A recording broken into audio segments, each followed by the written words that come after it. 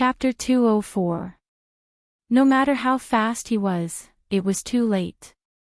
There were only red-eyed people in the temple. Gong Yimo couldn't still be there.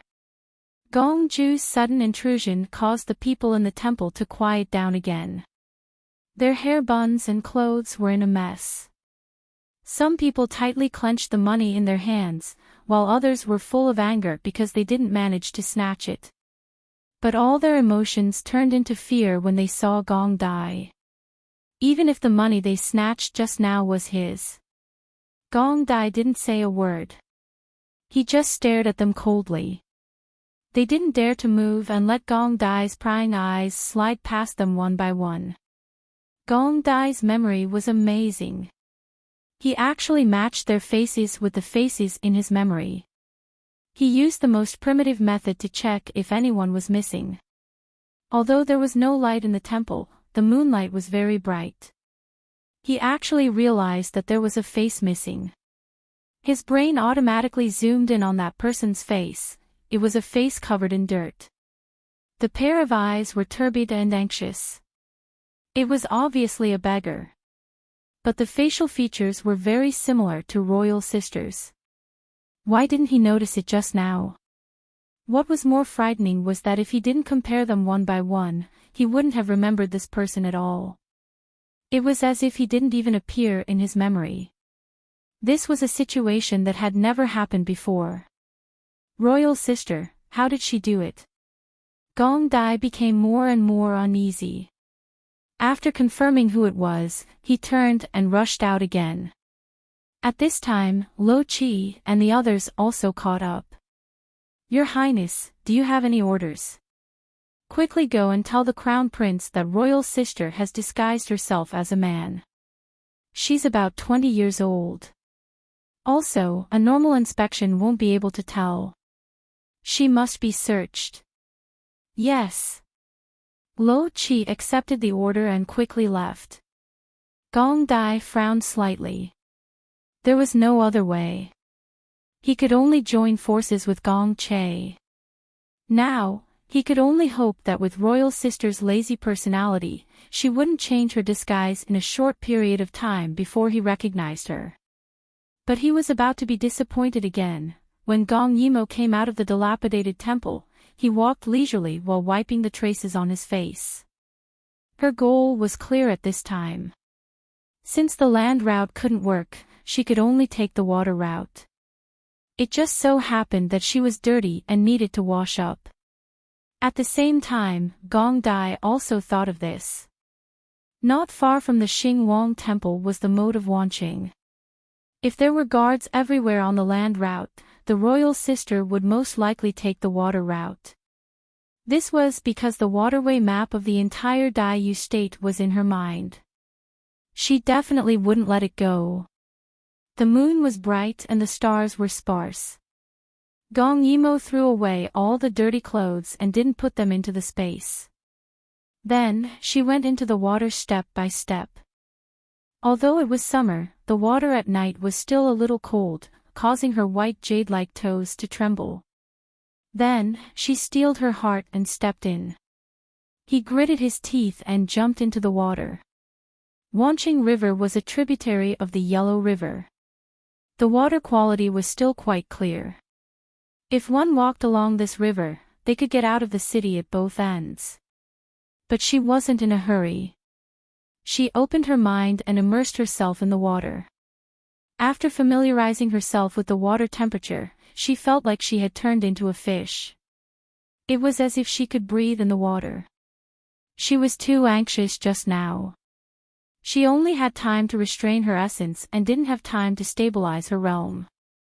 Now that she was in the water and immersed in nature, she could achieve twice the result with half the effort.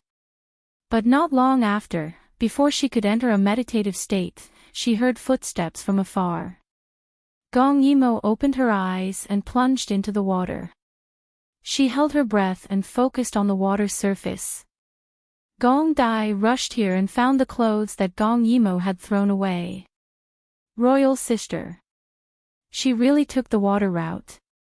Gong Dai didn't hesitate to continue chasing. Wanching River had two directions. One led to the next town, and the other led to the wilderness. And the town was already guarded by the crown prince. Royal sister couldn't go to the town. So Gong Dai ran in the other direction, leaving Gong Yimo speechless. Sometimes, it was a kind of pain for someone to know you too well. But now, the crown prince had sent troops to find her. If she appeared again, it would only aggravate the situation. So even if she was unwilling, she still followed behind Gong Dai and swam in the direction of the wilderness. At this moment, one of them was on land, while the other was underwater. Luckily, she had already reached the 6th level of heaven and man as one. Otherwise, she wouldn't have been able to hold her breath for so long. Now, she only hoped that Gong Dai didn't find any traces of her after searching for a while. So, he thought that he had made a mistake and chased in the opposite direction. Only then would she be able to breathe a sigh of relief. Gong Dai was very anxious at this moment. Royal sister had grown too quickly. And now, she had completely cut off the connection between them. This made him even more uneasy. He could only find her as soon as possible. He had to find out the reason behind all this. Otherwise, how could he calm down? What was the world under the water like? Gong Yimo swam along with the flow of the water. She was like a fish, moving according to the rhythm of the water. She was obviously running away, but because of this wonderful experience, she became tranquil. It made it harder for people to notice that she was actually in the water. Sometimes, she would even look at the running Gong Dai through the shadows of the water and sigh faintly. Why was he so persistent? In this world, there was no lack of people. Many things that were gone would never be found again. But people were different. When one person left, there would be countless people to replace him. At this moment, Gong Dai's figure suddenly staggered. He covered his chest and knelt down on one knee. Earlier in the dilapidated temple, he had forced himself not to kill people, which had caused his blood to boil. Later, when he found out that he had missed out on the royal sister, he couldn't calm down. And now, he was running at lightning speed, full of anger. Finally, because of his unstable blood and chi, he knelt on the ground. He couldn't help but angrily hammer the ground, his chest heaving up and down violently. Damn it! Why was it like this? Why was he so weak? Why? His hand covered his chest again, and he closed his eyes. He really couldn't feel any connection with her. This realization made his chest ache. What had happened to the royal sister? Gong Yimo also felt a little uncomfortable at this moment, as if her chest was stuffy. She knew that because she and Gong Dai practiced the same martial arts, and had always understood each other, their hearts and minds were interlinked. In some aspects, they could sense each other like conjoined twins. Therefore, she hurriedly calmed herself down, not wanting to be influenced by Gong Dai. Gong Ju, on the other hand, didn't notice the slight change. As long as he thought of Sister Gong's superb disguise technique, he felt scared. If he couldn't find a way to break it, he might not be able to find her in this lifetime. He couldn't have her. Then he would live like this. What was the point? And, what was the point? Under the intense stimulation, his chest ached. He couldn't hold it in any longer, and spat out a mouthful of blood. Gong Yimo also suddenly felt a pain in her heart, and she panicked. It almost made her disheartened. Gong Dai, why did he spit out blood? Not being able to find her, was it something so difficult to accept? At this moment, his unstable emotions made Gong Dai raise his head to look at the water. He felt it. Chapter 205. Although it was only for a moment, he could feel that his royal sister was right beside him. She was not far from him. He wiped the blood from the corner of his lips and stood up abruptly. He looked around and his gaze fell on the water surface once again. Under the moonlight, the surface of the water sparkled and flowed slowly. Under the water, Gong Yimo did not dare to move at all. She even had a misconception that Gong Dai had discovered her because of her momentary lapse in concentration. Very quickly, her nightmare became reality because Gong Dai had actually jumped into the water. The water splashed everywhere and under the moonlight, it looked like broken starlight dancing around. However, Gong Yimo could not appreciate this. She quickly retreated, but it was too late. A pair of large hands. They fiercely grabbed her shoulders and she was forced to be lifted up. "Caught you." His cold and unique voice rang in her ears. At this moment, Gong Dai's entire body was drenched. However, his pair of sparkling eyes sized up Gong Yimo and he could not get enough of her. He could not bear to blink no matter how hard he tried. All the depression in this moment was dispelled. All the resentment and pain of yearning were soothed at this moment. His royal sister was finally in his hands. Gong Yimo seemed to be burned by his intense gaze and subconsciously used her hand to cover his eyes. God knows, she was not wearing any clothes. However, before she could do anything, she was already tightly pulled into Gong Dai's embrace. That strong heartbeat, Gong Yimo could clearly hear it. Gradually, her heartbeat, which had slowed down because she had immersed herself in nature, gradually recovered and intertwined with his heartbeat. Thump, thump, it was as if there was some kind of resonance. This kind of intimacy made Gong Yimo's face quietly turn red. Even she did not know what was going on. She had clearly said that she would not be moved, so why did she feel at a loss? "I feel it," Gong Dai suddenly sighed in her ear. "I feel your presence again." He let go of Gong Yimo and pointed at her chest, then at his own heart. "There's a connection between this place and this place again." At this moment, Gong Yimo didn't know why, but she felt a lump in her throat. She blinked but couldn't speak. Gong Dai looked at her in a daze. His royal sister had grown up again.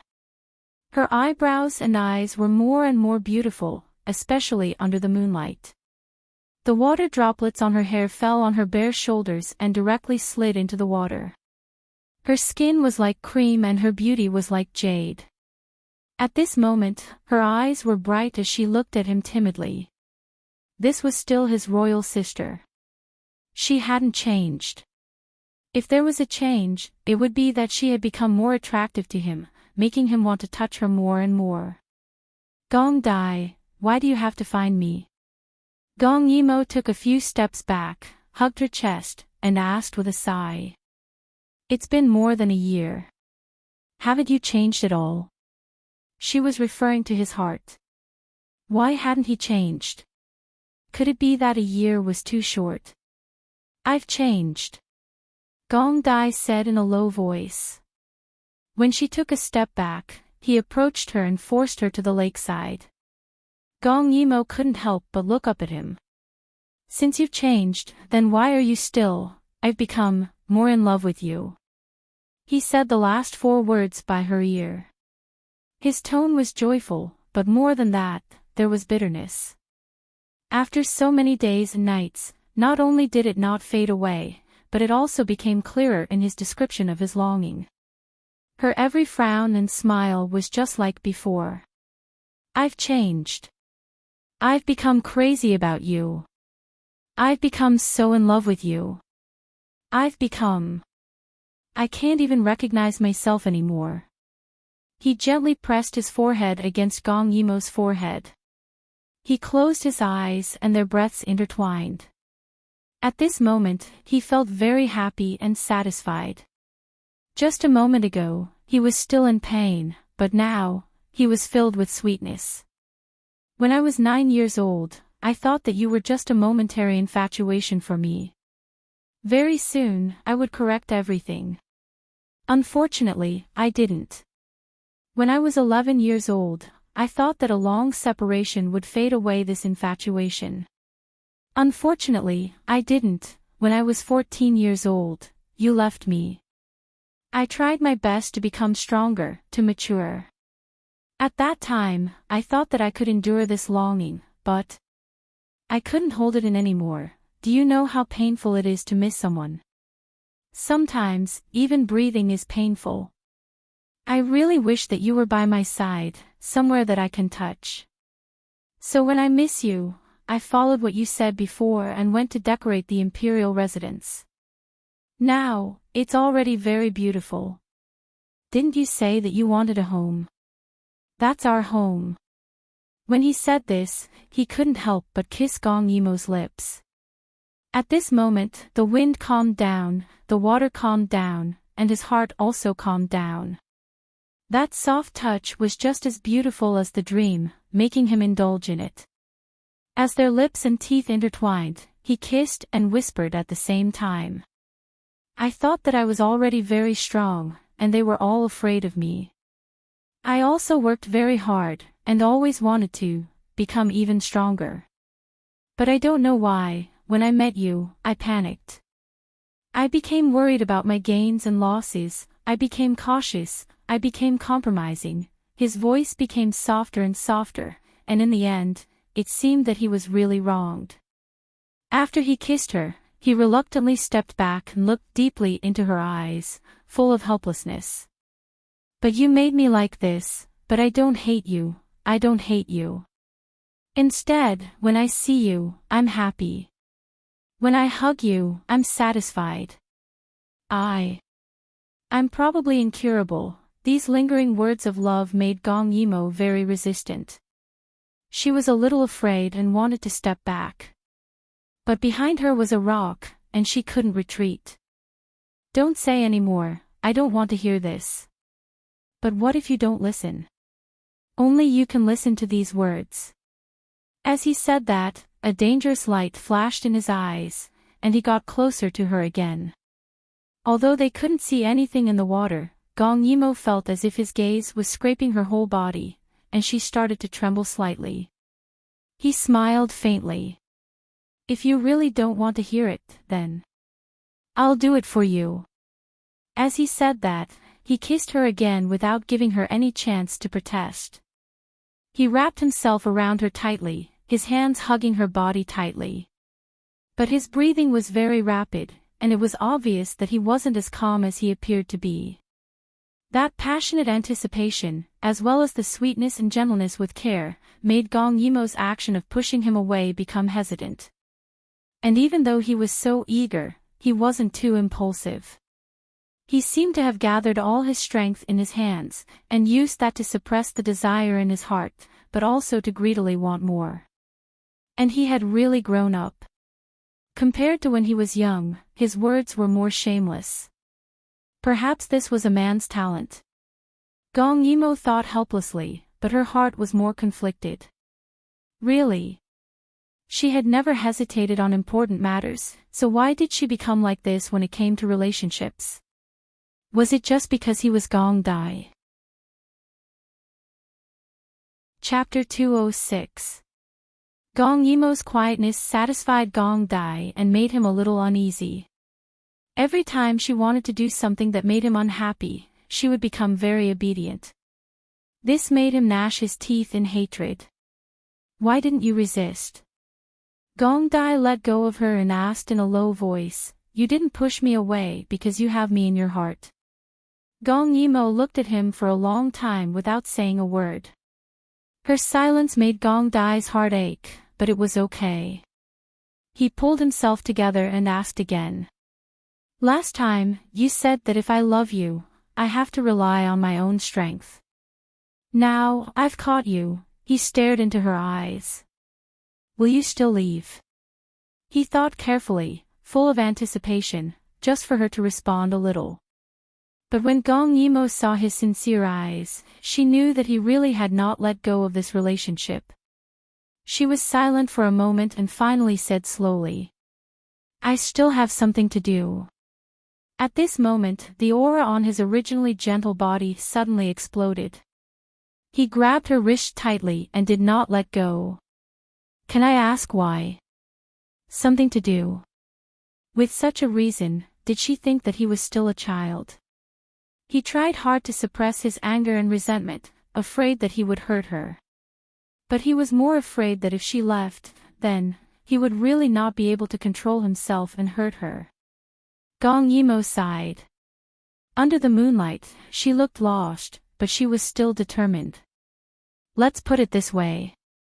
Actually, I don't want to get involved in love, and I don't have the energy to stop the gossip.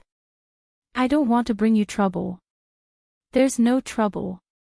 Gong Dai quickly said, no matter what you bring, it's a gift to me, not a trouble. He hugged her gently as if he was hugging the entire world.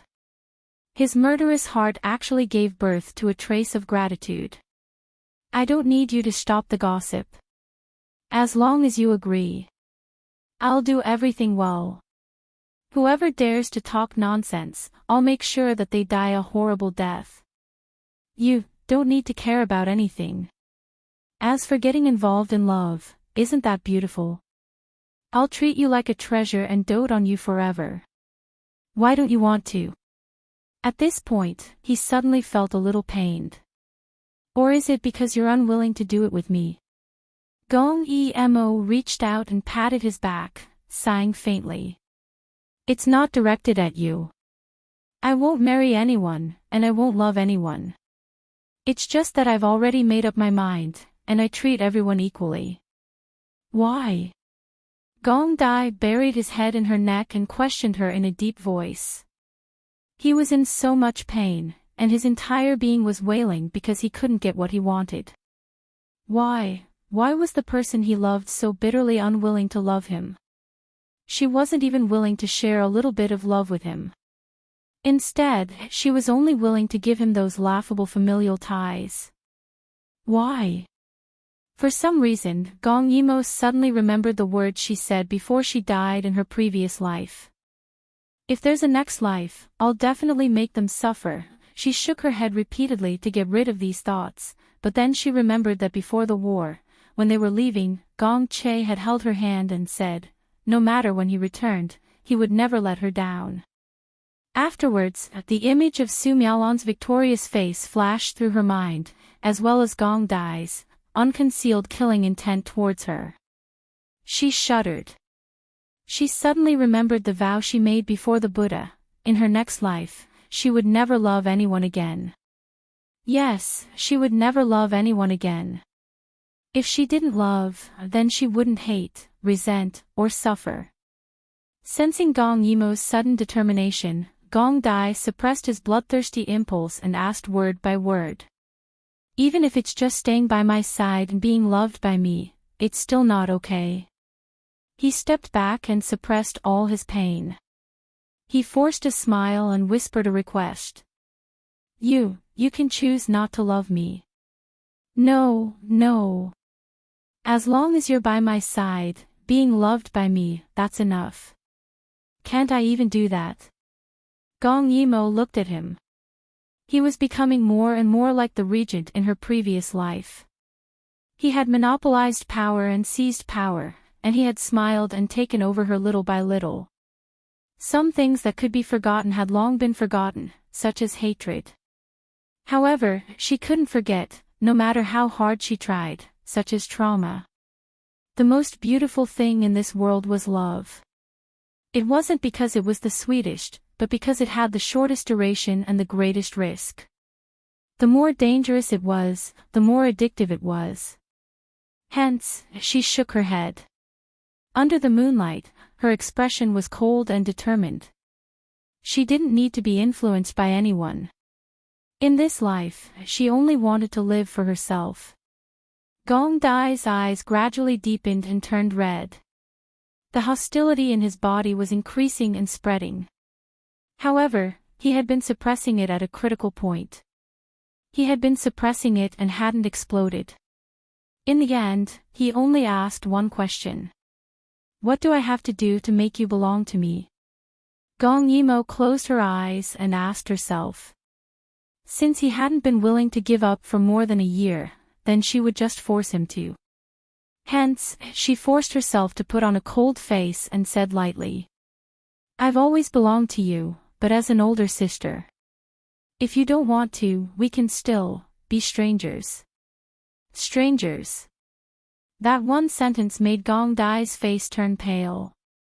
The suppressed hostility seemed to have disappeared in an instant.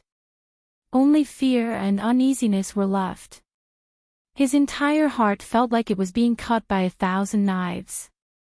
It was a heart-wrenching pain. He couldn't even believe that this was what the royal sister said to him.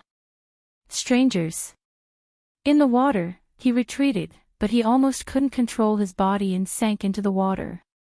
After a while, he steadied his body and pointed at himself as he asked softly. Strangers. Gong Yimou looked at his deranged expression and couldn't bear it.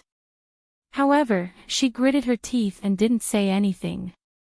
Because once she accepted Gong Dai, Gong Che wouldn't be satisfied. Moreover, they were brothers and sisters. With their positions, such a relationship would only be trouble for them. Perhaps in the beginning, they would be willing to solve these problems because of love. However, as more and more troubles came and threatened them, they would be fed up with it. When that time came, how would she deal with it? As for herself, she was the one who hated trouble the most. Hence, it was best to forget about this relationship. She didn't need it. She didn't have the time. Perhaps, she didn't dare to try. Hence, she hardened her heart and said, "You and I are siblings. This is an undeniable fact. Perhaps you're not afraid of being maliciously attacked by others. You're not afraid of me, this troublesome body, bringing you endless trouble. You're not afraid of being entangled in love and hate, but I'm afraid." After saying that, she turned to leave, but Gong Dai held her tightly. He forcefully carried Gong Yimou to the shore. On the grass, he pressed her down tightly. As soon as they left the water and the wind blew, her body shivered slightly due to the cold. However, her eyes were clear and she ignored Gong Dai's pain. She was determined. "Who wants to be your brother?" He laughed louder and louder. "I just want to be your man. I'm not afraid of what you said. I don't care. Even if you're afraid, I'll settle it for you. Now, be my woman." Chapter 207. As he spoke, he actually pulled off his clothes. Seeing that he was serious, Gong Yimou was stunned and did not speak for a long time. He was very fast and his clothes slid down. However, his whole body was pressing down on Gong Yimou, not allowing her to escape. "I should have done this long ago. I shouldn't have let you go. I should have broken your wings and let you lie under me obediently." The more he spoke, the more excited he became. His eyes were shining and his black hair was hanging down. He was so beautiful. However, the pain and anger that could not be dispersed made him look extremely abnormal. Under the moonlight, there was a strange and twisted feeling. It was as if he was an unredeemable demon, using his beautiful skin to drag the world to hell with him. "You won't. The brother that I raised is not someone who will force me." Gong Yimou did not believe it. She did not believe that Gong Dai would really do that. If he really loved her, he would not force her when she was unwilling. Therefore, she only opened her eyes and looked at him stubbornly. She watched him take off his clothes one by one and watched him kiss and bite her skin as if he was venting his anger. Instead of saying that the two of them were being intimate, it was more like they were venting. "Not brother, not brother," he gritted his teeth in pain, but there was nothing he could do. It was a pity that he could handle it with ease in front of outsiders.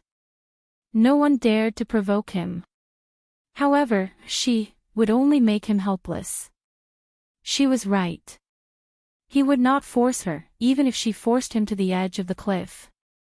He couldn't do anything to hurt her in the slightest.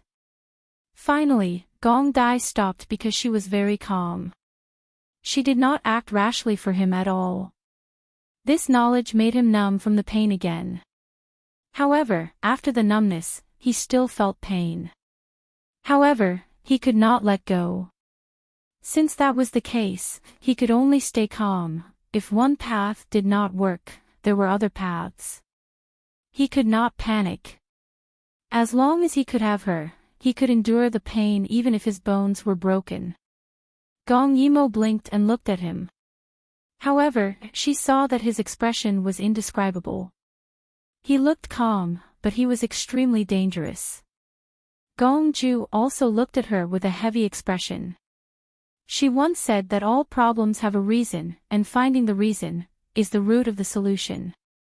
Therefore, he could not be ruthless, crazy, or unyielding. In the end, he greedily looked at her beautiful body. This body would be his sooner or later, sooner or later. Only by telling himself this over and over again would he not be driven crazy by her words. Only then could he calm down. Then, he picked up his coat and gently wrapped it around Gong Yimo. It was just like when she was young in the cold palace, wrapping herself in clothes with a faint scent of incense. It was just that she did it out of sympathy, but in his eyes, there was only deep love. Gong Yimo slowly let out a sigh of relief. Although she was now more powerful than Gong Dai, she did not want to make a move against Gong Dai, so she endured until he regained his senses. Fortunately, he did not disappoint him. While he was putting on his clothes, his hot breath landed on her face more than once. His fingers were stiff and extremely restrained. After helping her put on her clothes, Gong Dai put on his inner clothes and helped her up to sit by the side of Wan Shui. The summer night wind sent waves of coolness. Gong Yimo seemed to come back to life and took a deep breath. Gong Dai said in a hoarse voice, "Royal sister, you once said that there is nothing that cannot be said to others. Words can resolve all conflicts. Then, please tell me, why do you reject me like this?" He lowered his head. Gong Yimo could only see that the side of his face was tense. It was obvious that even though he had calmed down now, he was still on the verge of exploding. He was just trying his best to control himself and not hurt her. Therefore, she could not provoke him anymore. "It's not that I reject you." Gong Yimo wanted to sigh again. She thought about how she had educated him back then, but she had also explained the reason. It was just that he had not listened. "Gong Dai, have you ever thought about what kind of path you will take in the future? You have your own path." He said this sentence without thinking. Gong Yimo felt that this reason could not be explained any further. "Then have you ever thought about what kind of path I will take?"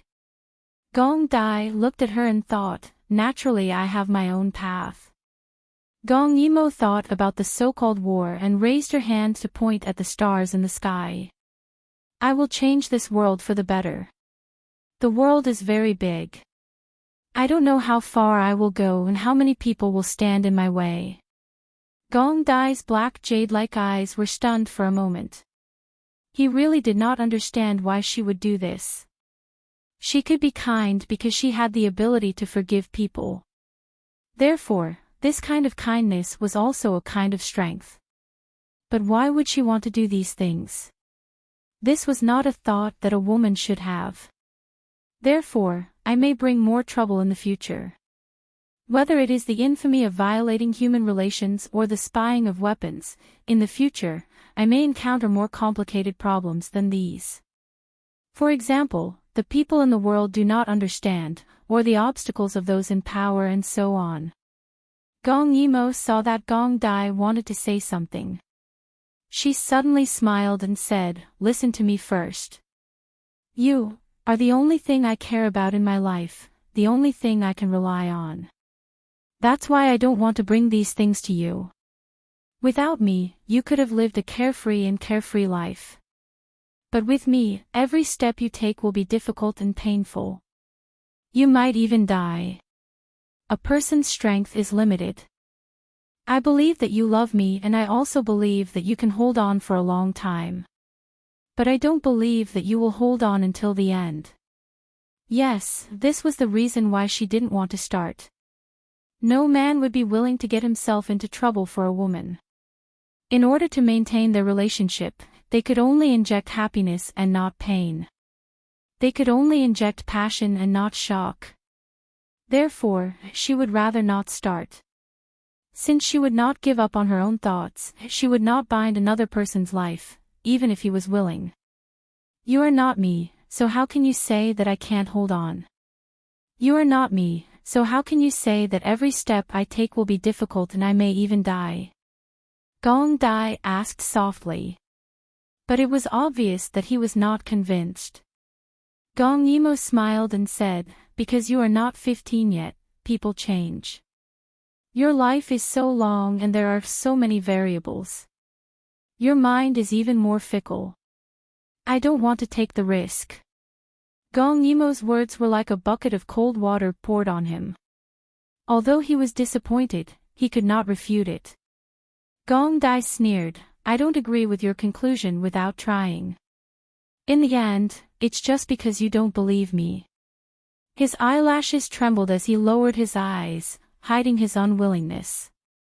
She did not believe him. Gong Yimo was slightly stunned.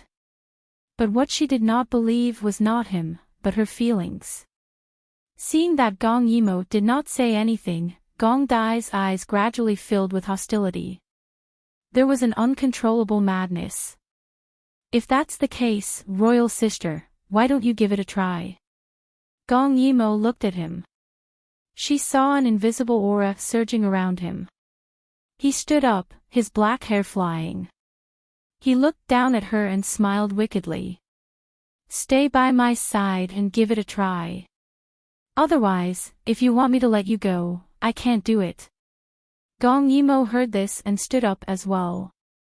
Compared to Gong Dai, her aura was gradually sharper. Her aura was long and calm, with a natural rhythm. I won't stay. You have your things to do. I have mine too. Chapter 208. At the edge of Wanshui, Gong Ju stood opposite Gong Emo for the first time. His whole body was covered with internal energy, and it was piercingly cold like a sharp blade. However, his expression was one of pain. He practiced martial arts every day, but not to deal with her. Gong Yimo smiled, come, you have things that you can't give up. I understand.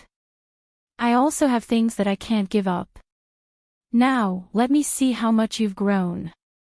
Gong Dai could not possibly leave with Gong Yimo. Even if he wanted to, Gong Yimo had told him when he was young that if the gap between a man and woman was too big, there would not be a good ending. So if he gave up his authority, he would not have the qualifications to have her. If he did not give up, he would not be able to follow her as he pleased. That was a helpless situation. The same was true for Gong Emo. She returned to his side. She still hadn't solved the problem of carrying a weapon. Her only option was to hide her identity forever and blend in with him, but that wasn't the life she wanted. Since both sides could not change their standpoints, it looked like they could only fight. Gong Dai was silent. He felt that although Gong Yimo's body was gentle, it was a strong aura. His eyes became clearer and clearer. He knew that the other party's realm had surpassed his. Although it was just a breakthrough, there was a qualitative change. But he would not admit defeat. He could protect her. So, he must keep her. The two of them finally exchanged blows. With this exchange, Gong Ju immediately felt the suppression of his opponent's realm. Although it seemed weak, it was in fact continuous. Gong Yimo was slightly speechless. Gong Dai was clearly lower than her by a realm, but every move and style of his made her expend some effort. Of course, it was because she had just advanced and her realm was not stable.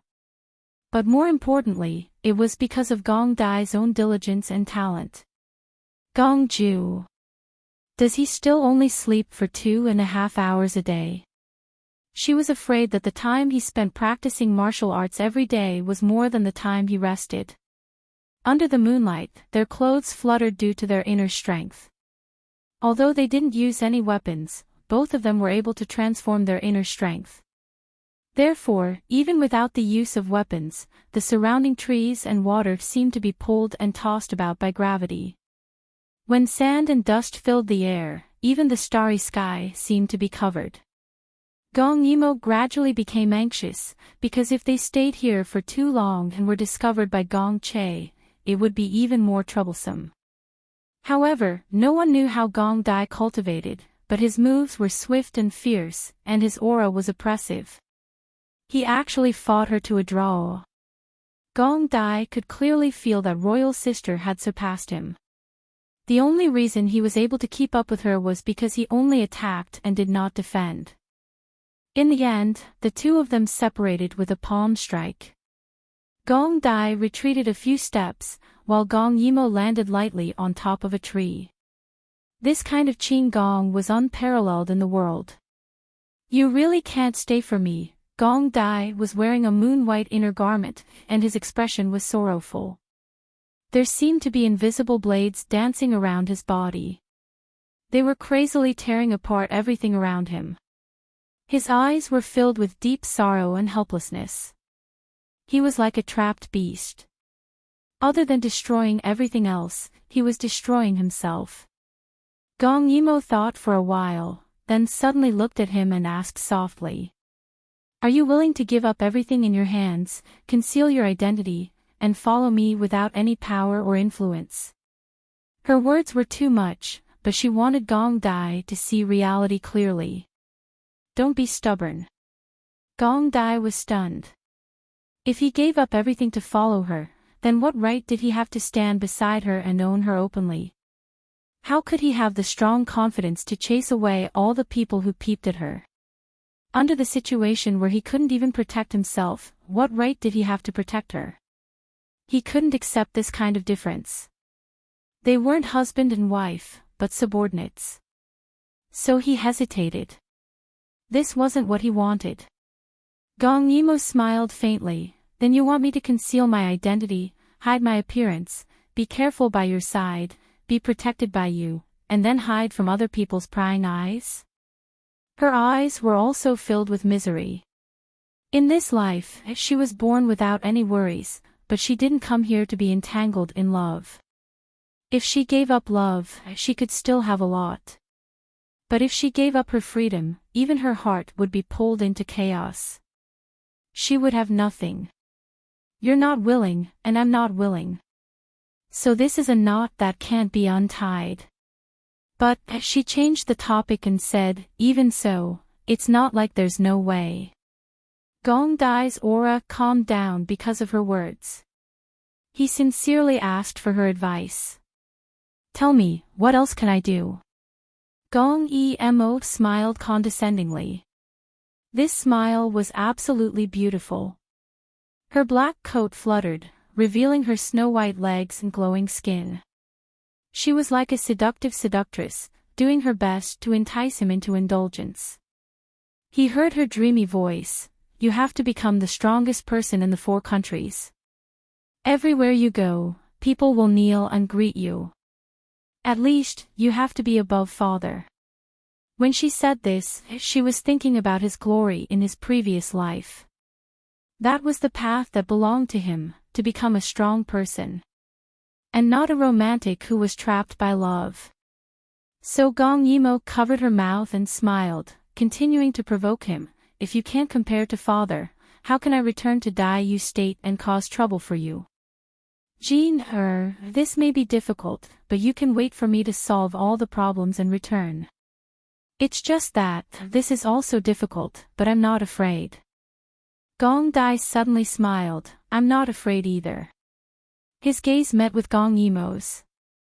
When their eyes met, both of them seemed to feel their hearts tremble. Towards her, he couldn't bear to part with her, but if he became the strongest person in Dai Yu state, she would be able to return to his side with peace of mind. No matter how difficult the future was, he wasn't afraid. Gong Yimo's heart relaxed slightly. His hard work made her heart feel like it had been lightly knocked by something. After all, he was someone that she had nurtured with all her heart. He had never disappointed her. Now, in Yuheng, I'm preparing to take over all the pawn shops to establish a golden chain, just like the pyramid I told you about before. Once this plan takes shape, the benefits it will bring in the future are unimaginable. However, the reason Yuheng is so successful is because the Yuheng Emperor is captivated by the second prince's mother. As a result, the Emperor's words are practically the law in the imperial court. If you want to do this in Daiyu State, I'm sure you'll encounter a lot more obstacles. Even so, I still hope that you will do this. This is to prevent the Yuheng Emperor from becoming too ambitious in the future and extending his hand into Daiyu State. Therefore, you have to be the first person to establish a golden chain in Daiyu State. Gong Dai looked at her quietly. I can do it. Gong Yimo pursed her lips and smiled. Lu Yi is getting restless.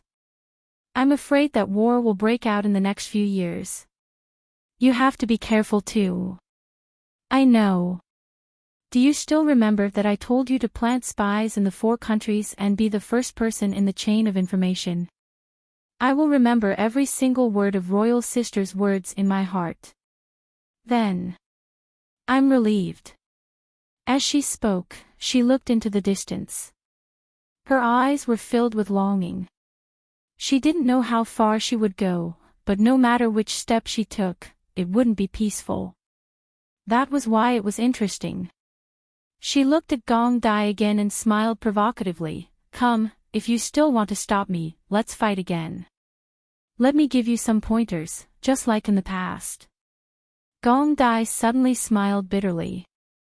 No, this time, I'll watch you leave. Chapter 209. Gong Yimo was taken aback by his words, but he suppressed the bitterness in his heart, tried his best to calm down, and said calmly, You don't believe me. Time will prove that my feelings for you.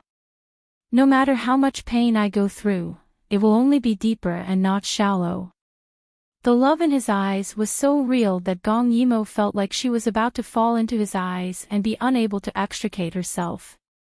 She pursed her lips and didn't say anything. And right now, I don't want to let you go either, but I can't lock you down. He closed his eyes. She was the only person in his life that he felt so powerless. His face turned pale, and he smiled bitterly. Since I can't lock you down, I can only try my best until I can lock you down before I make my move. So this time, I want to be free for once and watch you leave. Gong Yimo was shocked. She looked deeply into Gong Dai's eyes. He was obviously in pain, but he was willing to let go. Not only did this not make her feel relieved, it made her feel even heavier because of his deep feelings. She didn't know how to repay him. Aren't you leaving? Gong Dai suddenly looked up and smiled. His cold eyes were even colder under the moonlight. He was like a demon who had come back to life, and he already had the beauty of a peerless generation. He looked at her, blinked, and took a deep breath. If you don't leave, I'm going to regret it. Gong Yimo came back to her senses. She looked at him with a complicated expression, and with a light tap of her feet, she walked along the river. Looking at her leaving figure, Gong Dai wanted to laugh and mock himself, but he felt powerless. He sat down cross-legged and slowly closed his eyes. He couldn't stop her now, and there was no point in trying to. He might as well take the opportunity to shake her. Even if her heart only wavered for a moment, it was enough. The number 1 person in Daiyu State. This road was really long, but he just wanted to keep going, Royal Sister didn't believe that he could persevere, so he did it for her. The Royal Sister was afraid of love, so he forced her to accept him. In this world, there was no one who couldn't be defeated, and no one who couldn't be moved. If he couldn't be moved, then it must be because he hadn't done enough. Gong Yimo successfully left the city by water. After leaving the heavily guarded Wan City, she turned back and silently apologized to Gong Che in her heart. One Gong Dai was enough to give her a headache. If Gong Che was added to the mix, she would definitely go crazy. Therefore, in the future, if they could avoid meeting, it would be better not to. The word love was really annoying. She felt that a few strands of her hair had turned white from worry. In the next few days, Gong Yimo finished everything she needed to do and prepared to go to Yuheng. At this time, she disguised herself as a man and walked on the streets of the border town. She had a lot of customs documents in her space. She had them from every country. In this era, it was too easy for Gong Yimo to sneak into other countries with electronic devices. The sun was just right, but she didn't know why she felt gloomy, as if there was something that she hadn't finished. So she wandered around the streets and conveniently brought a gift for Kim Yoon. At this moment, a beautiful woman bumped into her. Gong Yimo felt that she was reaching out to touch her purse, so she immediately grabbed her. "This young lady, it's not good to steal things." Gong Yimo smiled and whispered in her ear. When the woman saw that she was caught, she was shocked and flustered. She struggled a few times but couldn't break free, so she hurriedly shouted, "Someone come. I'm being molested, save me." Gong Yimo was speechless. But she still remembered that she was in the image of a man, so she still let go of her. "This young lady, you were obviously the one who was caught stealing. Isn't it too unreasonable to play the blame game?" But that woman was a habitual thief, so how could she be reasonable? As she cried, she hurriedly grabbed someone and said, "Young master, save me. That person wants to molest this servant in broad daylight. I beg young master to uphold justice." Gong Yimo looked at the person she was grabbing and laughed. The other party was obviously a girl dressed as a man. Her chest was not tied up, so it was too obvious. But when that young lady heard it, she really believed it. With a cold face, she pulled out the whip on her waist and said, "Preposterous. Don't be afraid, I'm here. Let's see who dares to bully you." The thief saw that someone really believed her, so she hurriedly nodded and hid behind her, waiting for an opportunity to escape. Gong Yimo looked at that young lady with interest and laughed. "Don't be fooled by her, I don't have any feelings for her." Seeing her laugh carelessly, that young lady became even angrier. "Pay. You don't look like a good person. You obviously saw that she was pretty and framed her as a thief.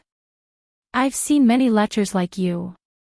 I, Long Han Yen, must get rid of this evil for the people today."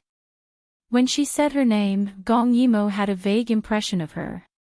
But she was puzzled because this Long Han Yen should have died long ago. She died of illness, so why was she still alive? It seems that her rebirth had changed many people's lives. But why did she run out instead of staying in the imperial palace? She did not speak, which made Long Han Yen even angrier. She lashed out with her whip. When Gong Yimo regained her senses, she lightly stretched out her hand and caught it. She somewhat helplessly said, "This young lady, aren't you being too indiscriminate? Being so fierce, you won't be able to get married." When the onlookers heard this, they all laughed. Long Han Yen could only blame herself for not dressing like a man. What kind of good girl would dress up as a man in broad daylight? But Long Han Yen suddenly thought of Gong Dai's cold eyes. He still wanted to kill her, so Gong Yimo's words could be said to have stepped on her sore spot. Her eyes flashed with murderous intent. She suddenly pulled out her whip and her moves suddenly became fierce. "Disgraceful. You're the one who won't be able to get married. Go to hell." Seeing that Long Han Yen was serious, the onlookers swarmed and dispersed. "Murder. A woman is killing on the streets," someone shouted. And Chiu Xing Feng, who was buying dry rations from afar, heard it. He secretly cursed. It must be his little disciple who was causing trouble again. Why did she use the word again? Because on their way here, his little disciple seemed to have eaten something. She wanted to poke her nose into things she did not like, so they walked for so many days before arriving at Border City. His thoughts were simple, so naturally he would not guess that Long Hanyan was angry because she did not get what she wanted, so she pulled people to vent her anger. He only thought that his disciple liked to fight for justice, so he hurriedly ran towards the direction of the sound. Gong Yimo did not dodge at all. She stood at the same spot and let her whip. But even so, that whip seemed to have grown eyes and did not land on her body. This was the advantage of the 6th level, to dissipate the force. Long Hanyan knew that she had met an expert and did not know how to end the situation. In the end, she saw Qiu Xingfeng's figure and hurriedly said, "Master, save me. This person wants to kill me." Chapter 210. Qiu Xingfeng saw from afar that his disciple was the one who bullied others and even made false accusations. He felt helpless. He flew down, shielded Long Hanyan behind him, and apologized to Gong Yimo. "Mister, I'm really sorry. My disciple is immature and has disturbed you." Qiu Xingfeng bowed politely, but Long Hanyan was not convinced. Why should he apologize? He molested a good girl in public and even framed her as a thief. He's obviously a shameless person. Qiu Xingfeng heard and looked at her in confusion. Is that so? Was there a truth that he did not know? Gong Yimo was already stunned the moment Qiu Xingfeng appeared. She actually saw him again. And in such a short time. Seeing that Gong Yimo did not refute, Long Hanyan said maliciously, "Of course. I whipped him just now because he molested me. He touched my hand." Qiu Xingfeng heard. He was too naive to understand the truth, but he still looked at Gong Yimo and asked again. "You really bullied my disciple?" Gong Yimo looked at him with a complicated gaze and pointed at Long Hanyan. "She's your disciple?" Qiu Xingfeng raised his head proudly. "Yes. She's the little disciple that I raised. She's the most important person to me." She felt as if she was hit by a stick. She was prepared, but when she saw this scene, she still felt uncomfortable. Long Hanyan was actually Qiu Xingfeng's disciple, his most important person. And she was just a stranger. But Gong Yimo was a person with a strong state of mind. The pain only lasted for a moment. She adjusted herself and said in a low voice, "Your disciple is lying. I didn't molest her. The girl who ran away was really a thief." "You liar. You're not only shameless, but also full of lies. I must beat you to death." Long Hanyan saw that someone was backing her up. She picked up the whip and wanted to hit again. However, he was stopped by Qiu Xingfeng. He was in a bit of a dilemma. He looked at Gong Yimo and then looked at Long Hanyan. Why was what this person said different from what his disciple said? Long Hanyan was stopped and glared at Gong Yimo with resentment. She didn't know why, but she hated this person. She couldn't wait to see him disappear. She pinched herself hard and squeezed out a few drops of tears. She said pitifully, "Master, don't you believe me? Am I, your disciple, such an indiscriminate person?" While Qiu Xingfeng was still trying to figure out what was going on, the crying on the other side became louder and louder. "A few days ago, someone tried to kill me, but you didn't take revenge for me. Now, someone is bullying me, but you don't believe me. What kind of master is he? I don't want you to be my master anymore." Her crying made Qiu Xingfeng panic. When he was young, Long Hanyan had always played with him. Why didn't she want him? Just because of this person. Thinking of this, he also had some resentment towards Gong Yimo. He hurriedly said, Don't cry. I'll take revenge for you right now." As he spoke, he attacked Gong Yimo. He used his lightness skill and clawed at Gong Yimo. Gong Yimo flew back. Seeing Chuxing Feng getting closer and closer, she seemed to recall the time when they fought on the top of the mountain. At that time, she was tired of everything. She was tired of the same life every day. She said she wanted to go down the mountain. And Chuxing Feng looked at her with a pair of eyes cleaner than snow, pleading softly. Can you not go? You're the closest person to me. What will I do if you leave? But at that time, Gong Yimo didn't listen. She wanted to go out and explore the world. How about I go with you? He seemed to have made up his mind and said this. But how did she answer at that time? She looked at his snow-white hand waving in front of her eyes. It was different from before when they were just fighting. This time, he used a lot of strength. At that time, she seriously thought about it and said, the outside world doesn't suit you. Someone as clean as you can only stay here and wait for me to come back. But you didn't wait for me and found a little disciple in the blink of an eye. Does that mean the person who was with you at that time was the most important person in your life? Is that the person you can give your life for, and it doesn't have to be me? You're really as pure as snow, and as heartless as snow. Gong Yimo slapped his hand away. Chuxing Feng was caught off guard and was hit by her. He almost forgot that at this time in this life, he was only at the 5th level. Chuxing Feng was stunned. For the first time, he doubted his own martial arts. Only his master could defeat him. Why did that man last time do it? And this time, this stranger could do it too. Long Hanyan suddenly got angry. She supported Chuxing Feng and questioned him, aren't you good at martial arts? Why can't you beat 1 or 2 people? Then why did you come to me? Go back to Mount Yinding to practice. Gong Yimo only made one move, so Long Hanyan didn't notice anything wrong. Chuxing Feng lowered his head sadly. Gong Yimo couldn't bear it. But she closed her eyes, thinking that it was good for him to go back. He wouldn't be used by Long Hanyan. So she smiled coldly, I also think you're not good enough. Why don't you go back and practice? Chuxing Feng was shocked. On one side was a master, and on the other side was a disciple who despised him. He pursed his lips and said, but I haven't got the fire cloud grass. Even if he wanted to go back, he must get the fire cloud grass. Gong Yimo now knew why they were here.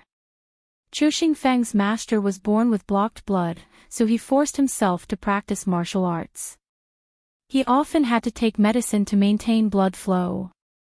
The fire cloud grass was one of the most important medicines. It happened to only be found in the north. So every time, Mount Yinding had to pay a high price to buy it. And it was priceless. No wonder they were here. It was all so rare, that Chuxing Feng still remembered this when he was looking for someone. She didn't know that Chuxing Feng came down the mountain to find his disciple under the guise of looking for the fire cloud grass. So when he was in the border town, he didn't look for long before giving up. Fortunately, he met Long Hanyan here, which reminded him of this matter. Otherwise, he would have to go back empty-handed. Gong Yimo saw that he didn't want to go back, so she didn't want to care anymore. She was ready to continue her journey. What the eye doesn't see, the heart doesn't grieve over. But when she heard that he was going to the hopeless forest in the border town to look for the fire cloud grass, she remembered that there was another medicine that grew with the fire cloud grass that she could use. So she wanted to go with him. Anyway, she was already here. But she glanced at Long Hanyan. She was looking at her with an extremely venomous gaze, as if she was the enemy who killed her father. So she gave up the idea. She looked deeply at Chuxing Feng and turned to leave. She didn't expect Long Hanyan to stop her. Wait! Bastard, don't you dare leave your name. Today's grudge, I will definitely avenge it in the future. Gong Yimo couldn't help laughing. Was there any enmity between them? So he ignored her and left. leaving behind Long Han Yan, who was filled with resentment. She silently remembered Gong Yimo's face in her heart, as if she had some kind of obsession. Chapter 211. In the hopeless forest, Gong Yimo yawned as she listened to the experienced herb gatherer talk about medicinal knowledge. She felt a little sleepy. "Young master, if I bring you to the water cloud grass, will you really give me 100 taels?" The herb gatherer was still worried, so he confirmed again. Gong Yimo took out a banknote from her sleeve and waved it in front of him. "See this? 100 taels, it's genuine. Hurry up. Hey. Come with me, I'll definitely bring you to it. Definitely. I know where it is." As he grinned, he let his imagination run wild. Hee, you're really my benefactor. When I have this money, I'll have my daughter's dowry. She always said that I didn't buy her nice clothes and hair ornaments. Hee, this time I'll buy a big basket of them. I'll change her clothes every day. Gong Yimo listened and couldn't deny it. Although Daiyu state was considered liberal, the status of women was still very low. This old man sounded like a henpecked husband, which was rare. They chatted along the way and walked for a whole day.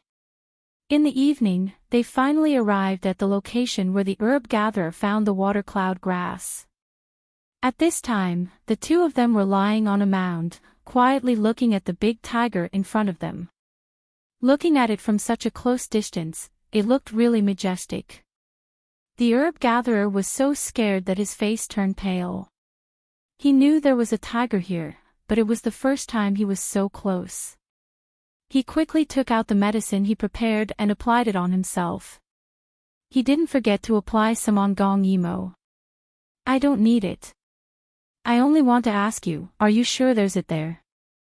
There is. I saw it there last time. Not only is there water cloud grass, there's also fire cloud grass. It's just that that's the tiger's territory, so I didn't dare to pick it." Gong Yimo nodded. "Then wait here. I'll be back soon." As she spoke, she walked out. "Hey! Wait!" The old herb gatherer shouted, but she had already run out. "It's over. This person is dead for sure." When the big tiger saw someone running in, it carefully walked around her. When it saw that she didn't have any weapons, it angrily pounced on her.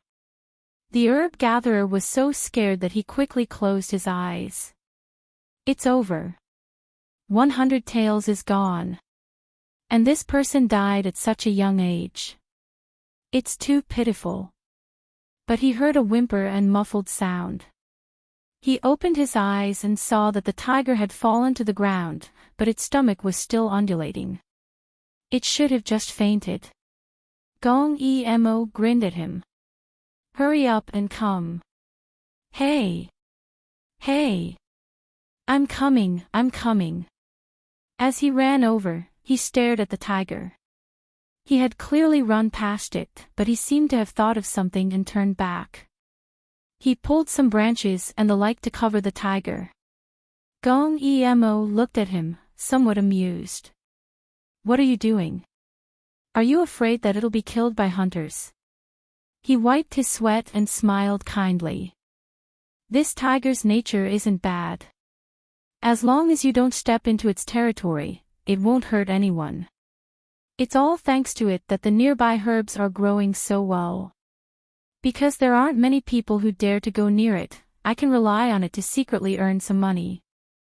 Gong Yimo thought for a moment and slowly said, "You can let a rabbit go because it won't hurt you in the future. But if you let a tiger go, it can kill you in the future. Aren't you making life difficult for yourself by doing this?" The herb gatherer chuckled. "This old man picks herbs for a living. Previously, I relied on it to occasionally pick some good herbs and live a good life. In the future, with the 100 taels that young master gave me, I won't be picking herbs anymore. I can even do some business." So, not only is it harmless to me, I'm indebted to it. Then what if other herb gatherers meet it? At this moment, the old man narrowed his eyes and said something thought-provoking. Then it's another karma. I shouldn't interfere. When Gong Yimo heard this, she was stunned. She was pulled forward by the herb gatherer in a daze. Looking at his graying hair, she suddenly smiled. He obviously had a hard time, but he still relied on his intelligence and worked hard to survive. Perhaps everyone had great wisdom in their hearts. It was just that some people were good at summarizing things, while others weren't. But for those who weren't good at summarizing things, their lives might not be uninteresting. Soon, they saw a large patch of fire cloud grass. And among the fire cloud grass, there were several strands of water cloud grass. Red and green, full of vitality. This strange scene made Gong Yimo's reverence for nature deepen. Deep in her heart, she felt a trace of gentleness. That was a gift from Mother Earth. Just a little bit was enough to fill one's heart with joy. The herb gatherer smiled and said fawningly, "Young master, these herbs all belong to you. But for these fire cloud grass, can I take 2 strands?" His wife had a cold body and suffered from back pain all year round. Eating this could cure her illness. This was a rare good thing. It couldn't be bought outside even if you had money. Gong Yimo didn't care. She gestured for him to do as he pleased, and then gave him 100 taels of silver. He was full of joy. He held the money tightly in one hand, and carefully held the 2 strands of fire cloud grass in the other. He thought to himself, today was a big harvest. Then, he gratefully said goodbye to Gong Yimo and hurried down the mountain. He wanted to tell this good news to his wife and daughter. Gong Yimo smiled and shook her head. She lowered her head and continued to pick the herbs.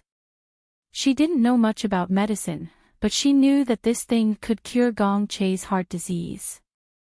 She had looked for it before, but didn't see it. This time, she heard Qiu Xingfeng say that there was fire cloud grass here, so she wanted to try her luck. Looking at the green plant in her hand, Gong Yimo sighed softly. She couldn't respond to Gong Che. So, this was her compensation for Gong Che. It didn't seem good. She was in a dilemma. At this moment, a scream was heard. Gong Yimo knew that it was the herb gatherer. Thinking, she quickly ran over to take a look. Her eyes turned red when she saw it. Long Han Yen ended the old man's life and snatched the fire cloud grass from his hand. The poor old man died with his eyes wide open. When he died, he still held the 100 taels of silver in his hand, as if he was afraid that it would run away. Unfortunately, he couldn't use it anymore. Humph. Old thing, you don't know what's good for you. I gave you money and you didn't sell it. You just want more money, right? Long Han Yen pulled out the dagger and wiped the blood on his clothes. She looked at him with disdain. But she really misunderstood. The old man didn't want to sell it not for money, but because his wife also needed it. Unfortunately, Long Han Yen suppressed the anger in her heart and refused to listen to him. Qiu Xingfeng saw that she killed people just like that, and for the first time, a trace of anger appeared in his heart. What are you doing? Why did you kill him? At this moment, Gong Yimo's angry voice was heard. I also want to ask, why did you kill him? Chapter 2:12. Seeing Gong Yimo, the anger in Long Han Yen's heart exploded. It's you again. What are you doing here? Gong Yimo didn't want to talk to her. She didn't even look at her. She killed the weak to vent her anger. She was so weak. Was she really taught by Yunding Mountain? She walked straight to the old man and found that he was dead. Her eyes darkened and she looked at the money he was holding tightly. This was the money he used to do business. It was for his daughter's dowry. He should return it to them, so she took out the money. Perhaps it was because he was watching from the heavens. The money that he was holding tightly was taken out by her.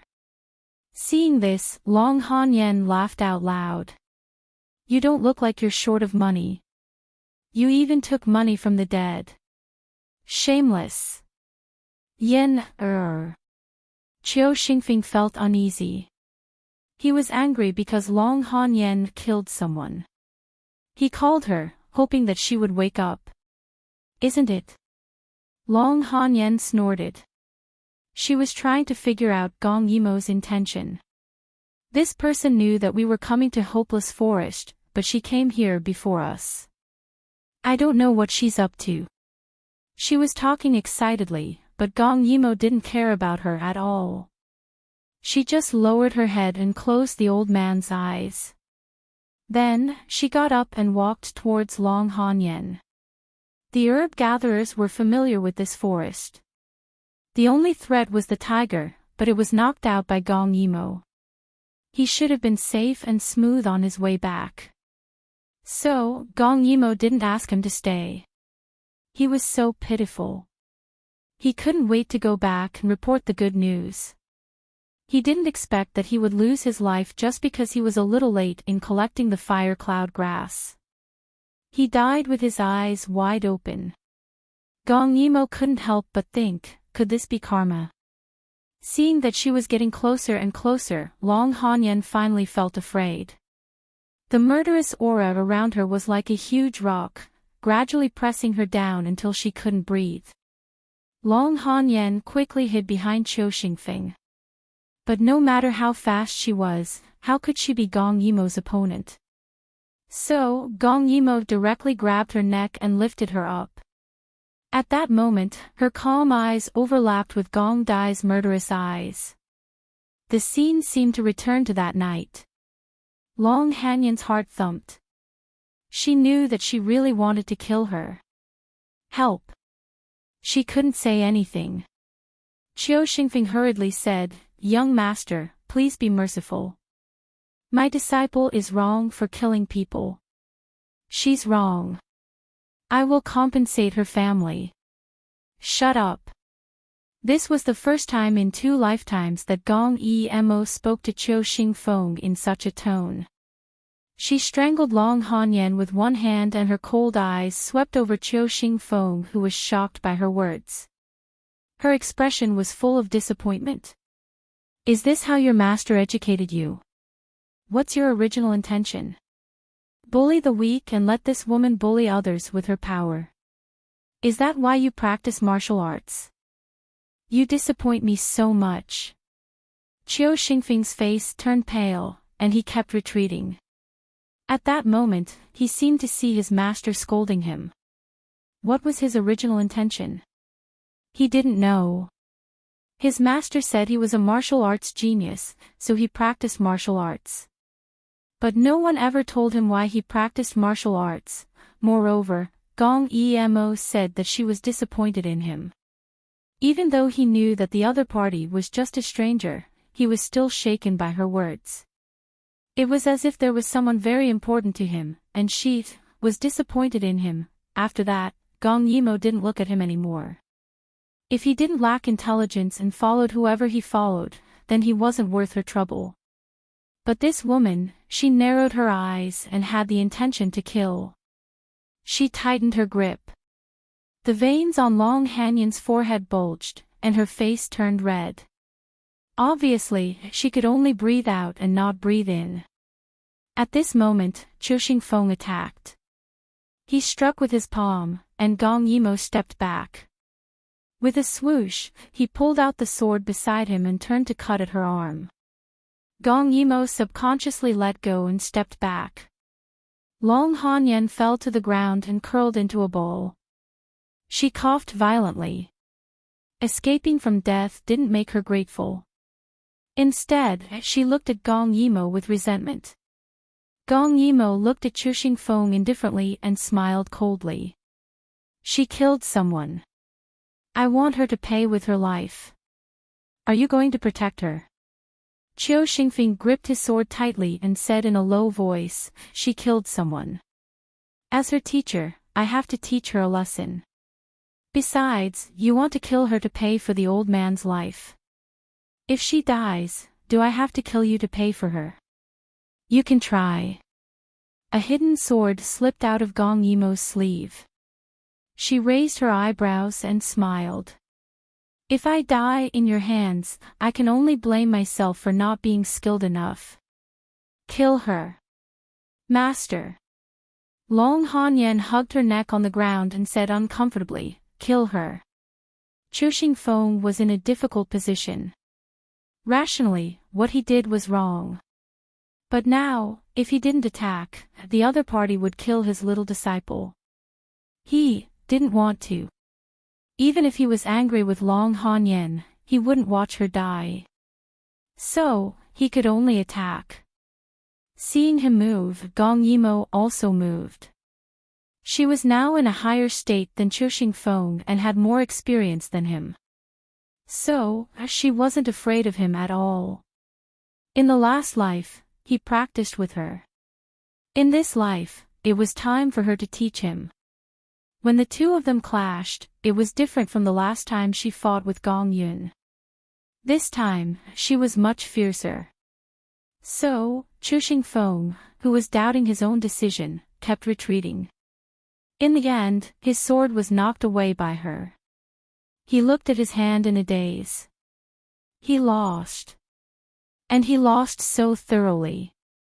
Long Hanyan couldn't believe it. Why was it the wind and nature technique again? Wasn't this the unique technique of Mount Yunding? Why did Gong Dai know it, and so did this stranger? She couldn't believe it and asked in a hoarse voice. "Who are you?" Her heart was beating fast.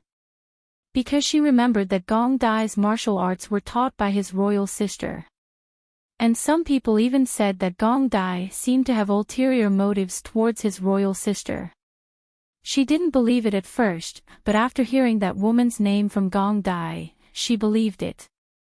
Hearing the voice, Gong Yimo looked at her, tilted her head slightly and told her directly.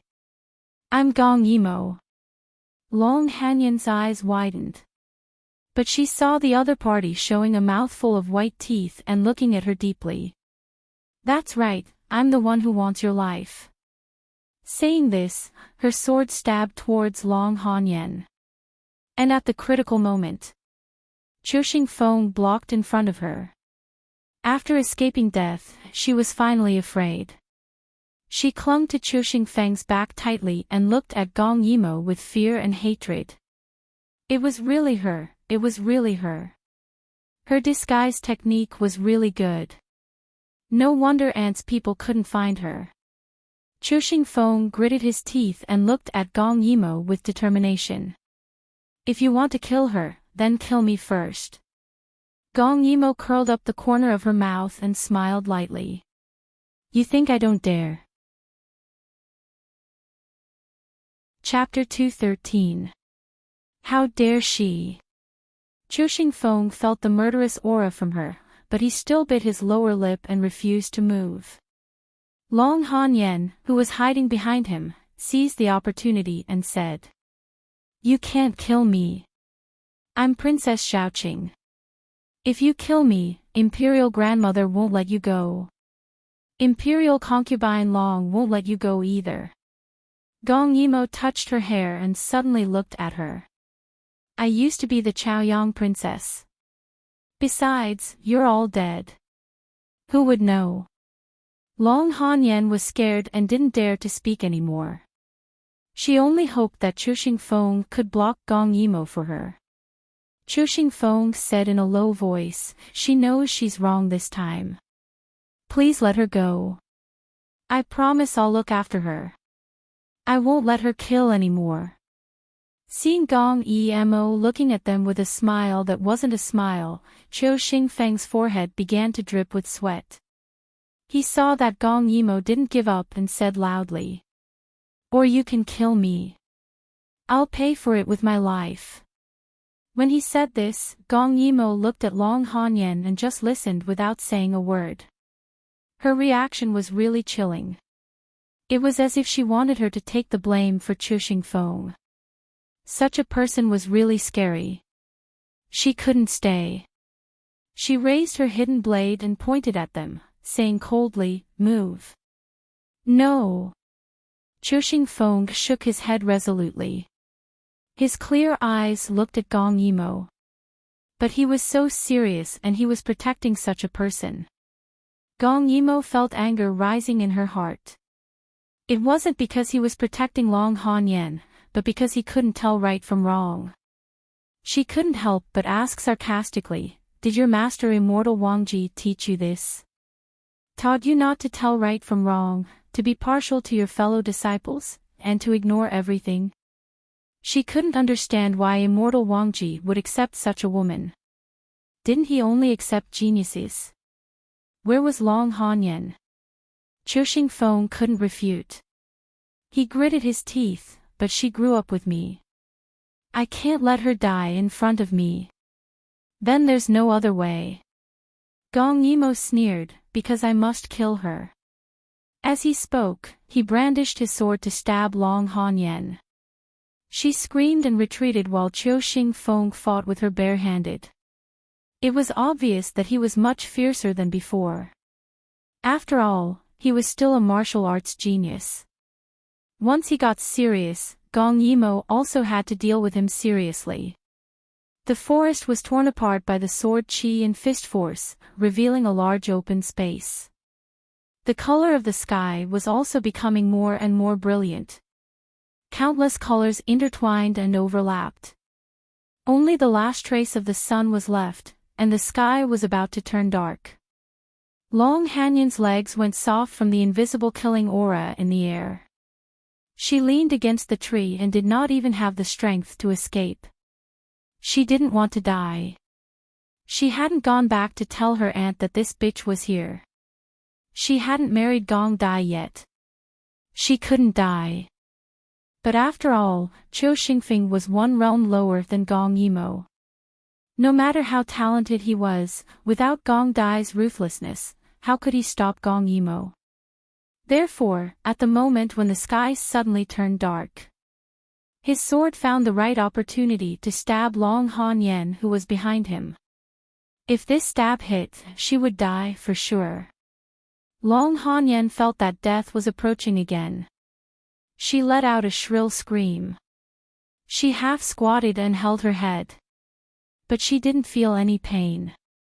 She opened her eyes and looked up, only to see Chu Xingfeng grabbing the hidden sword with both hands. The blood dyed his white clothes red. It was a shocking sight. "Master, save me."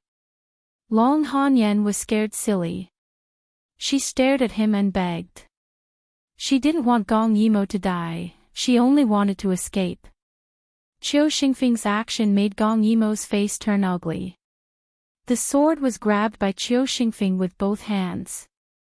Looking at the drop of blood, Long Hanyan didn't feel heartache.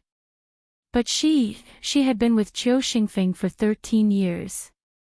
She was decisive and disappointed in him, but her heart wasn't made of stone. "I'm sorry.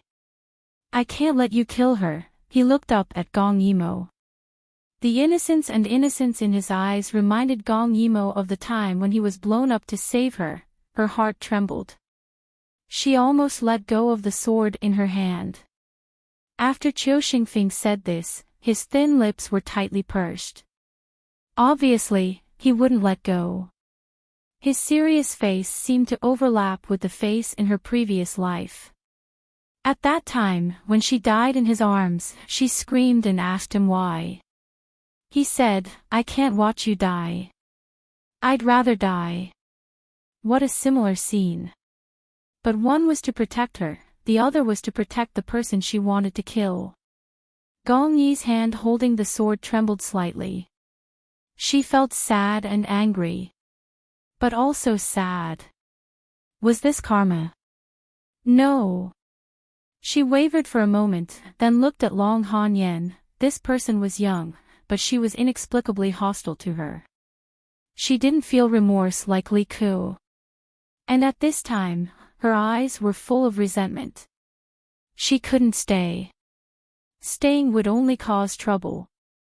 So, Qiu Xingfeng, I'm sorry. Gong Yimo's eyes sharpened. She exerted strength in her hands. That narrow hidden sword couldn't be held tightly. So, Qiu Xingfeng held it tightly with both hands. The sword was still slowly moving forward. Gong Yimo could clearly feel the flesh on his palm being cut open. She gritted her teeth. She couldn't bear it. She took a deep breath and stopped. At this time, the tip of the sword was less than an inch away from Long Hanyan's nose. Long Hanyan was so scared that her face turned pale. She was too well protected. In the palace, she was protected by the Empress Dowager. On the mountain, there were no disputes, so she was lawless. But now, death was so close to her. She was scared. Her heart was trembling. She wanted to run, but the other side's terrifying aura made her body stiff. She could only watch as the sword fiercely cut through Qiu Xingfeng's palm and approached her. Sticky blood flowed down the sword because of Gong Yimo's strength. Long Hanyan, who was at the end of the sword, could clearly see the rolling blood drops falling on her clothes one by one. Can you smell it? Gong Yimo made up her mind and pushed the sword forward a little more. This time, she could clearly feel the friction between the sword and the bone. Qiu Xingfeng finally couldn't help but groan. He bit his lower lip tightly. His hand was still tightly holding the sword, unwilling to let go. Didn't it hurt? Why was he so stubborn? But it was useless for him to hold on because the tip of the sword had already touched Long Hanyan's nose. At that moment, the cold murderous air seemed to pierce into her body through the tip of the sword. Her body was tightly pressed against the tree trunk. Her legs were in a half-squatting position. Her legs were trembling. At this moment, even her breathing stopped. Can you smell it?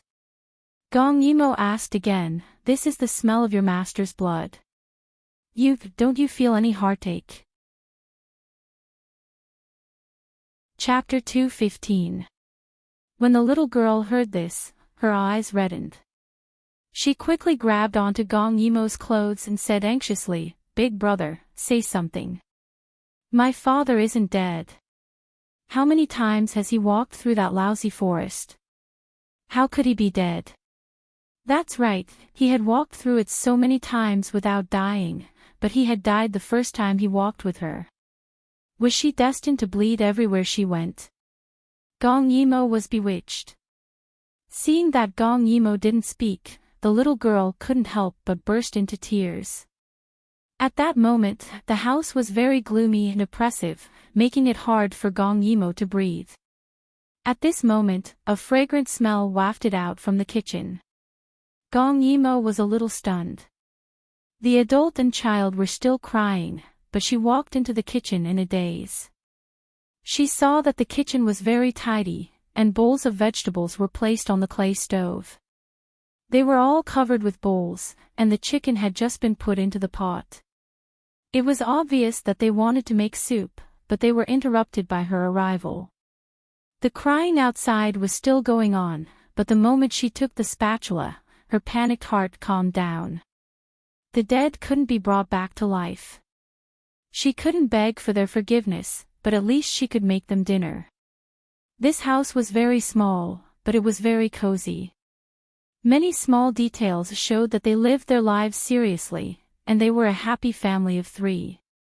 But at this moment, the whole house was filled with sorrow. Money might be able to buy a lot of things, but life was so fragile. It could be gone just like that. She had seen too many deaths, and even she was prepared to die at any time. The only thing she could do was to not have any regrets. At this moment, she clearly heard the woman's cries. Old man. How could you die? I was so fierce to you all the time. I didn't mean to scold you all the time. You can't blame me. There was also the sound of the little girl sobbing. Father, I won't say that you didn't let me live a good life anymore. I don't want beautiful clothes anymore. Come back, Father. She tightened her grip on the spatula. She didn't know why, but she also felt like crying. How pitiful would it be for a person to be unable to enjoy life in this world, to be constantly floating in the midst of suffering, to die without even seeing the light at the end of the tunnel. Therefore, she couldn't have any regrets or unfinished words. Gong Yimo looked at the steaming soup pot and suddenly wondered if she would have any regrets if she died one day. After crying for a long time, they were tired. When they came back to their senses, they saw that Gong Yimo had already placed the dishes on the table one by one. They felt very upset. If it weren't for her, their husband and father wouldn't have died. However, Old Man Gao had told them that picking herbs was very dangerous and that there were tigers in the mountains. If he were to pass away one day, he only hoped that they could still live well. Therefore, they were usually very stingy and tried their best to save money. Unexpectedly, they were right. When the woman thought of this, she started crying again. Now, she had 100 taels. It was enough for them to eat for the rest of their lives, but the old man had never enjoyed a single day of happiness. He died just like that. How could she bear it? Gong Yimo finally placed the soup in the middle of the table, washed the bowls and chopsticks, and placed them one by one. Then, she said, "Are you hungry? Come and eat." Seeing that they didn't move, Gong Yimo looked at the table full of dishes and said faintly, "With such a sumptuous meal, isn't it a celebration feast? Now that he has achieved his goal, shouldn't you all celebrate for him?" Gong Yimo was referring to the old man earning 100 taels, while the woman noticed that Gong Yimo had taken an extra set of bowls and chopsticks. In a moment of sorrow, she tried her best to wipe away her tears and walked over. If the old man was here, he would definitely think so. She pulled her daughter who was still crying to sit at the table. Looking at the scene in front of her, she couldn't help but cry again. Usually, they wouldn't be able to eat such good food. Before the old man left, he had vowed that he would definitely get the 100 taels today. She then steeled herself to cook rice, thinking that even if it wasn't 100 taels, it would be fine. Usually, they would eat porridge. But now, they couldn't even eat a celebration feast during the new year. With the merit, they wouldn't have to worry about food and clothing in the future, but he was gone. Seeing that the two of them didn't move, Gong Yimo picked up her chopsticks and put some food into an empty bowl. "Treat it as a farewell feast, don't you want to have your last meal with him? Eat! Eat, eat, let's eat."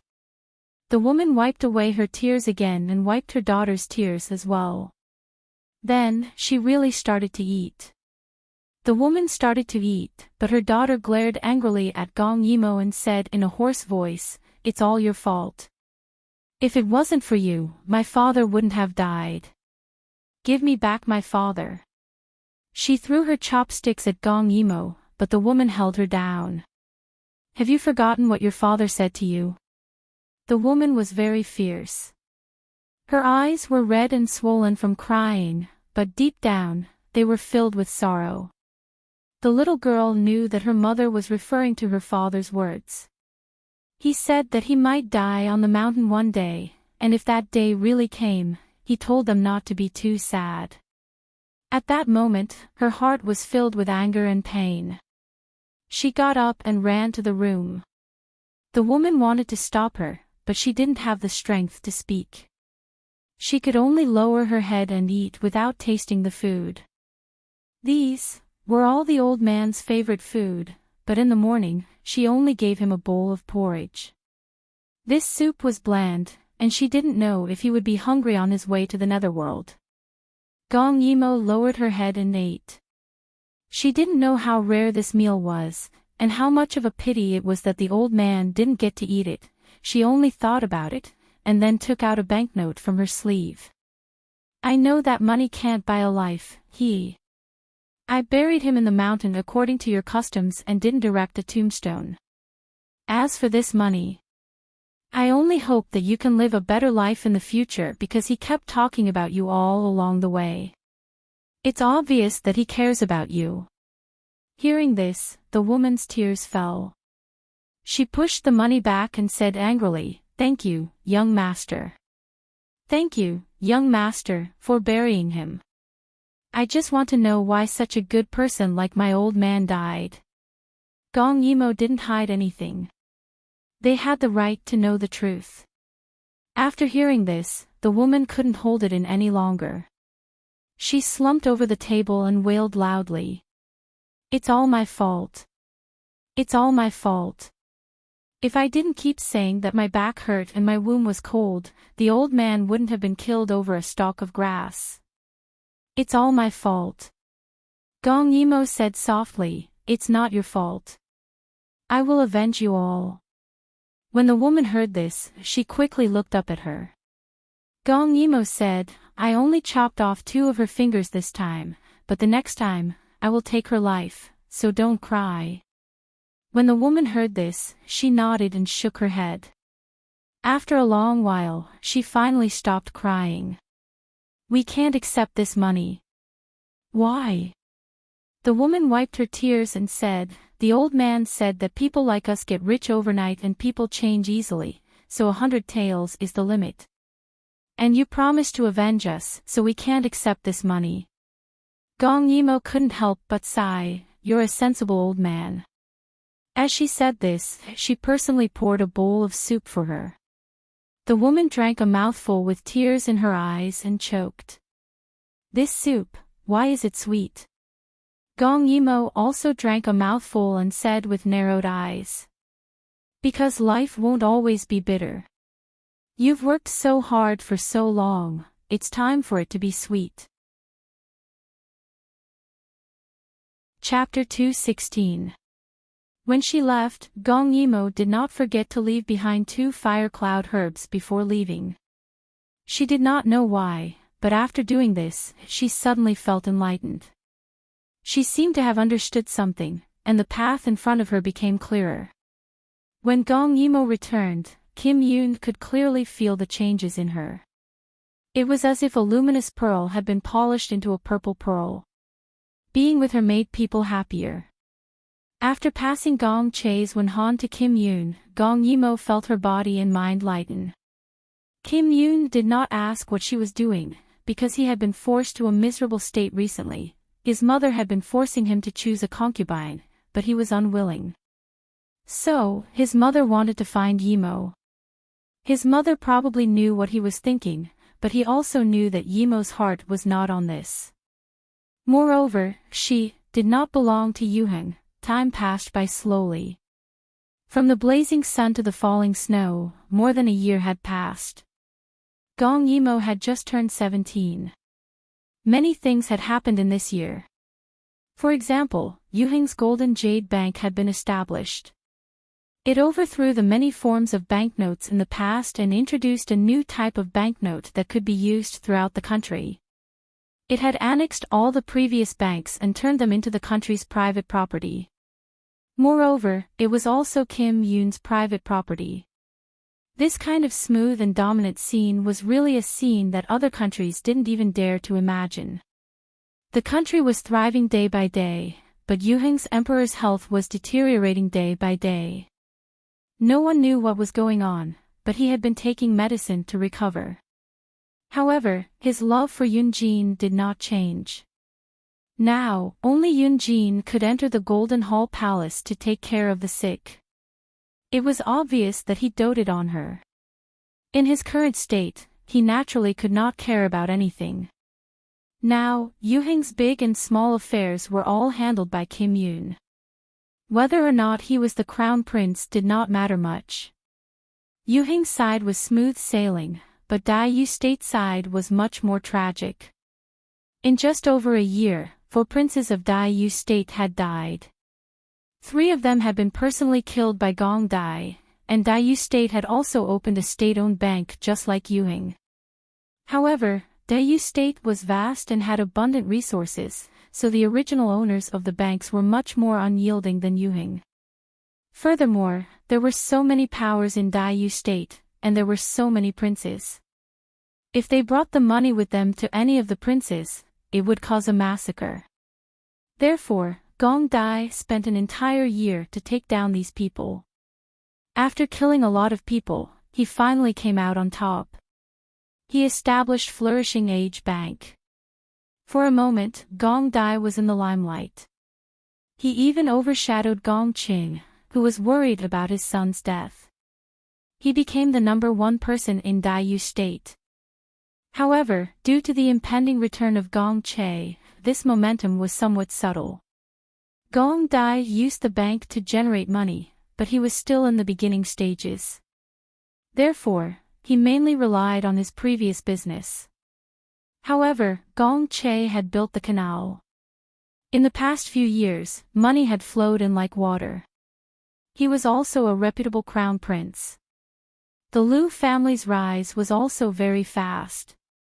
Many people were wondering if the situation in Daiyu state would change after Gong Che's return. Gong Yimo's fleet was doing very well. The profits from smuggling were huge. However, she believed that it would not be long before she could openly smuggle ships. Therefore, she was in a good mood every day. She was doing business on the water. The mines that she had previously explored were also on the right track. She also had a share in Kim Yoon's bank. Based on this, she was definitely the richest woman in the world. Gong Yimo was in a good mood. However, very soon, someone came to find trouble with her. Just as she was warming herself by the fire, eating snacks, and reading a book, someone from the palace came. She was originally curious because Kim Yoon had gone out. In the end, it turned out that they were looking for her. She calculated the time and realized that she had not been to the Yuheng Palace for 2 years. In the past, when the palace summoned her, Kim Yoon would reject them. Now that Kim Yoon was not around, she was a little stunned. It seemed like it would not be good if she did not go. Therefore, she reluctantly put down the snacks, tidied her clothes, and walked out. There were plum blossoms blooming in the courtyard. Large patches of blooming flowers were enchanting. Everyone could not help but stop to take a second look. It was said that these plum blossoms were transplanted by the second prince at a high price. Many of them had died. The ones that survived had all become part of Gong Yimo's courtyard. It was a beautiful sight to behold. However, when Gong Yimo walked out of the room, the eunuch who was in charge of announcing the imperial edict took a look. His gaze was no longer attracted by the plum blossoms. The emperor of Yuheng was lustful. There were countless beauties in his harem. Even the famous Madame Yunjin, who was now imperial consort Yun, did not make him so amazed. Time had brightened Gong Yimo's appearance. She was changing every day. Every change was towards a more beautiful direction. Even someone as beautiful as Kim Yoon would sometimes fall into a daze when looking at her. When she raised her eyes to look at you, you would feel that it was an honor to be reflected in her clean and pure eyes. It was said that one's appearance was born from one's heart. Gong Yimo was not only beautiful, but more attractive was actually a kind of temperament that could tolerate and transcend all things. This kind of special temperament was rare even for men. When it fell on a woman, even a eunuch like him could not take his eyes off her. He could not help but reveal a bright smile. You must be Miss Shi. I have heard so much about you. I am under Imperial Consort Yun's order to invite you to the palace. A gust of wind blew. Gong Yimo shrunk her neck and shrunk her entire body into the pure white fur coat.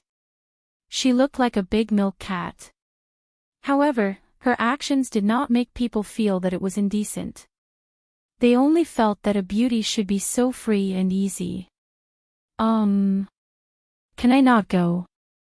Her words stunned the eunuch who was delivering the imperial edict. Following that, Gong Yimo burst into laughter. In that moment, it was as if the winter sun had risen. I'm just teasing you. Let's go. Only then did the eunuch return to his senses. He nodded repeatedly and followed. She dressed up neatly and did not need to change clothes. However, after the eunuch saw it, he was a little hesitant. There was no other reason than that this white fur coat was not very good. This white fur coat was worth 1,000 gold pieces. It was said that the second prince had spent a lot of money to obtain it. There were only 2 coats, one purple and one white. At that time, the imperial consort liked both very much. However, the always filial prince did not give her both. Instead, he let her choose one. The other one actually fell into this girl's hands, therefore, he opened his mouth to remind her. However, he thought that this girl must be the second prince's beloved. Who was the second prince? He would definitely be the emperor in the future. This girl was so favored. If the imperial consorts saw her, she would not make things difficult for her. Walking into Yuheng's palace, Gong Yimo was not in a good mood. Yun Jin had changed. Although she did not enter the palace, she had many secret agents under her. Why did the emperor of Yuheng fall ill at such a young age? There were so many powerful and influential women in the harem. Why did they all end up in such a bad state? These things could not withstand deep thought. It was said that the Empress Dowager of Yuqi was struggling recently. She could only hope that Yun Jin would not be the next Empress Dowager of Yuqi. If that happened, Kim Yoon would be too pitiful. Chapter 217. Yun Jin had arranged to meet her in Huading, which was a pavilion in the middle of a lake. In this kind of weather, Gong Yimo was speechless. She sat there and hugged her small heater tightly, refusing to let go. There had been a few heavy snowfalls, so the view of the lake from the pavilion was still very beautiful. The roof tiles in the distance, the rockery nearby, and the frozen lake water looked like a sketch. With just a few strokes, it gave people a very natural sense of beauty. Seeing that Yun Jin had not come for a long time, Gong Yimo leaned on the chair in the pavilion and looked down at the ice flowers on the lake. Is it beautiful? Surprisingly, Yun Jin was the only one who had come. Gong Yimo turned back. At that moment, she saw surprise in Yun Jin's eyes. However, she did not know if it was an illusion, but what she saw was more jealousy. She was still very beautiful, but now she was wearing a luxurious dress and had heavy makeup. She was not as beautiful as she was when they first met. Greetings, Your Highness. Gong Yimo smiled and bowed. Yun Jin almost had an illusion that they had not seen each other for a few years, but only for a few days. Yun Jin accepted it indifferently and grunted. She sat on the stone stool in the middle of the pavilion. There was not even a servant to serve tea. In these few years, whenever I feel unhappy, I will come here for a walk. Do you think it's beautiful here? Gong Yimo nodded. The view is excellent. Yun Jin smiled and said, Then if I push you into the lake, will you be afraid? Gong Yimo looked up at her and a ray of light flashed across her eyes. You can try. Her words made Yun Jin choke. The originally warm scene suddenly became tense, and there was even some unknown danger floating. Soon, Yun Jin smiled again. After years of training, she was no longer the immature woman. Gong Yimo saw the shadow of Empress Dowager Yuqi in her. This consort was just joking. You are Yun's sweetheart. Because of you, Yun is even avoiding this consort. How could this consort possibly dare to do anything to you? In other words, without Kim Yun, what would you do to me? Gong Yimo giggled. There is no enmity between us, right? Her words were always like this. Sometimes, they were as direct as a blade, making people unable to resist. The smile on Yun Jin's face was a little stiff. There is no enmity, but... She covered her mouth and laughed. But... I'm jealous of you. What are you jealous of me for? Gong Yimo sat opposite her with her hands on the stone table. She supported her face with her hands and asked in confusion. She was beautiful, and her casual movements were pleasing to the eye for no reason. Yunjin stared intently at her as she smiled. I'm jealous of your youth and beauty. I'm jealous that you can travel everywhere. I'm jealous that Yun likes you. When she finished speaking, a trace of resentment flashed through her eyes. It was so fast that no one could see it clearly. By the time she came back to her senses, she continued to speak slowly. In the past, Yun was so obedient. No matter what this consort wanted, no matter how difficult it was, he would give it to this consort. He was wholehearted and only treated this consort well. But, ever since you appeared, Yun changed. He no longer only cares about this consort. With you in his heart became biased. When Gong Yimo heard her say all this with a smile, she didn't know why, but she felt her hairs stand on end. Since you're so afraid of losing his attention, why do you keep forcing him to get married? Yunjin glared at her. Her smile was like a snake in beautiful skin, enchanting and dangerous. Of course, it's because I want those women to force you away. That way, Yun will be this consort's again. What a lunatic. Gong Yimo fell silent. Of the 30,000 women in Dai Yu State's imperial harem, she had never heard of anyone being forced to go crazy. As expected, Yuheng's imperial palace was better at tempering people than Dai Yu State. She knew that the emperor of Dai Yu State was brilliant. No matter how many people there were in the imperial harem, they couldn't overturn the heavens. However, Yuheng was different. A few years ago, it was even worse. Yunjin wasn't a strong-willed person to begin with. Now that she had reached this point, she was afraid that her insides were already twisted. No wonder Kim Yun had been sighing so often these past 2 years. She knew that this was the problem. Then why did you call me here? You want me to leave? No, Yunjin quickly rejected her and looked at her with her beautiful eyes. In the past, this consort really wanted someone to chase you away in this consort's place, but now, this consort hopes that you can marry Yun. That way, you'll be like this consort, a bird in a cage.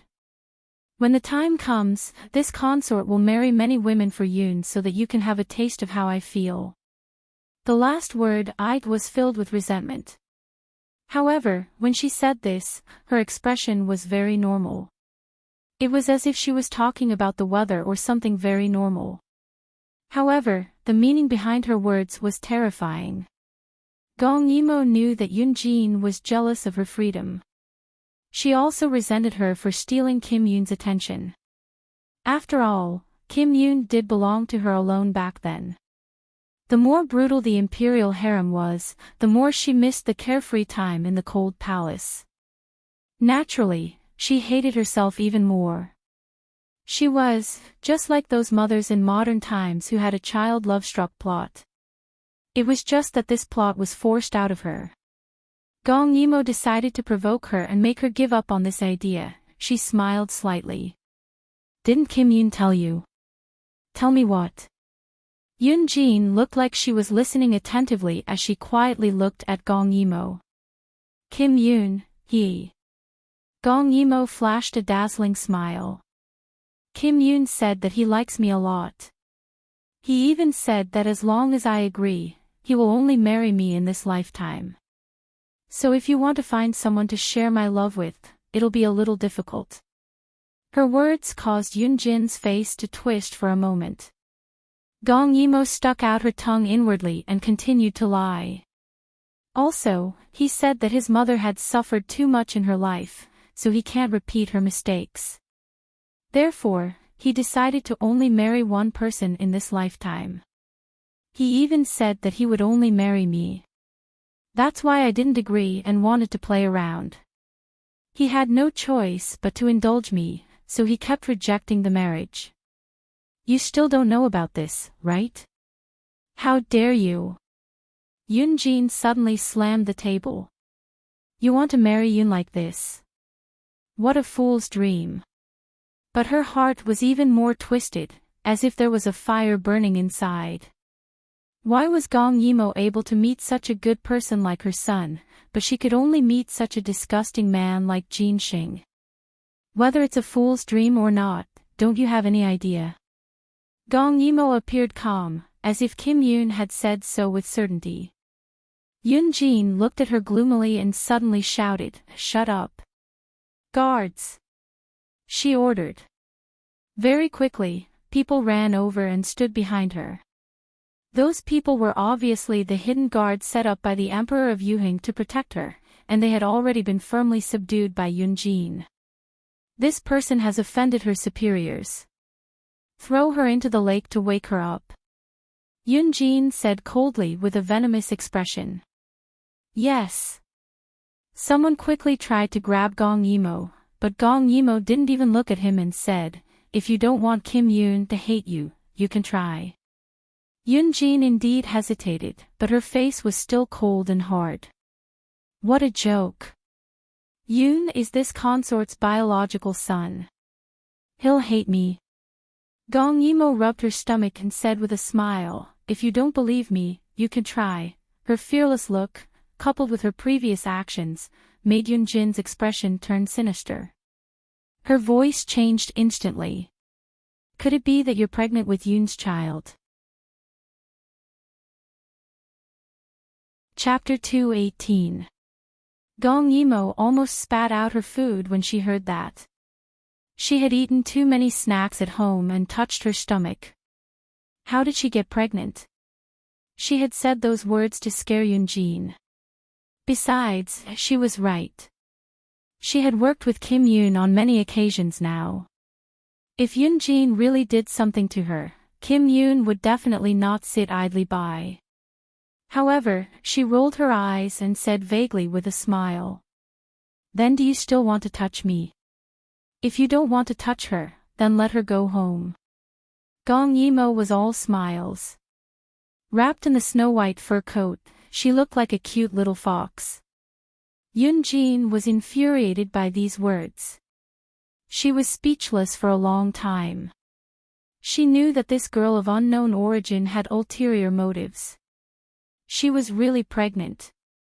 Wow, what a good trick. Yoon Jin gritted her teeth in anger.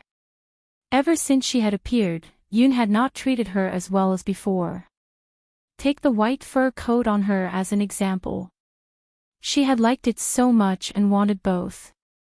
However, Yoon was such an obedient child and had insisted on taking one of them. It was even her favorite white. Hence, when she saw Gong Yimo's clothes today, her heart was burning with anger and her words were ambiguous.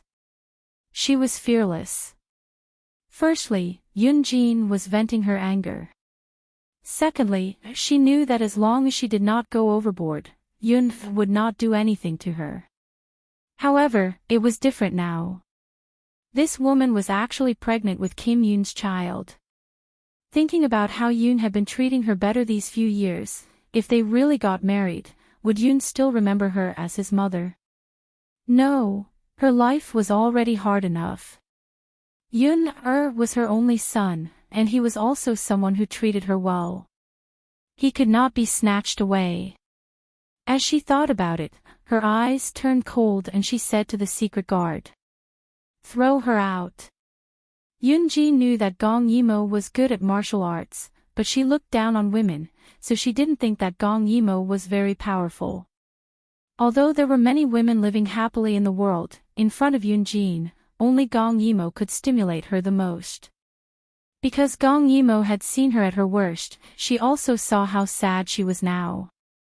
Therefore, it seemed that as long as Gong Yimo disappeared, the past would never happen. Since that's the case, then disappear. Gong Yimo was stunned after hearing her words. Why did she still want to fight?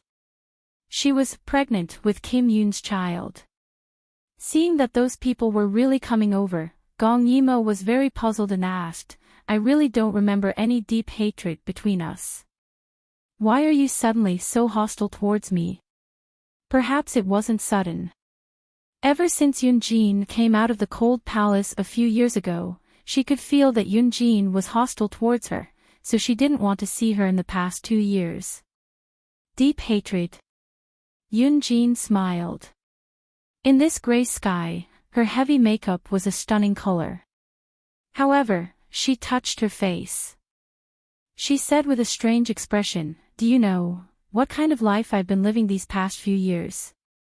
Seeing that she had spoken and used the word "I," the secret guard only surrounded Gong Yimo in the pavilion and didn't make a move. Gong Yimo was all ears. "You don't know. Jin Xing disgusts me so much. He has a weird habit. In the first year, I was living in hell.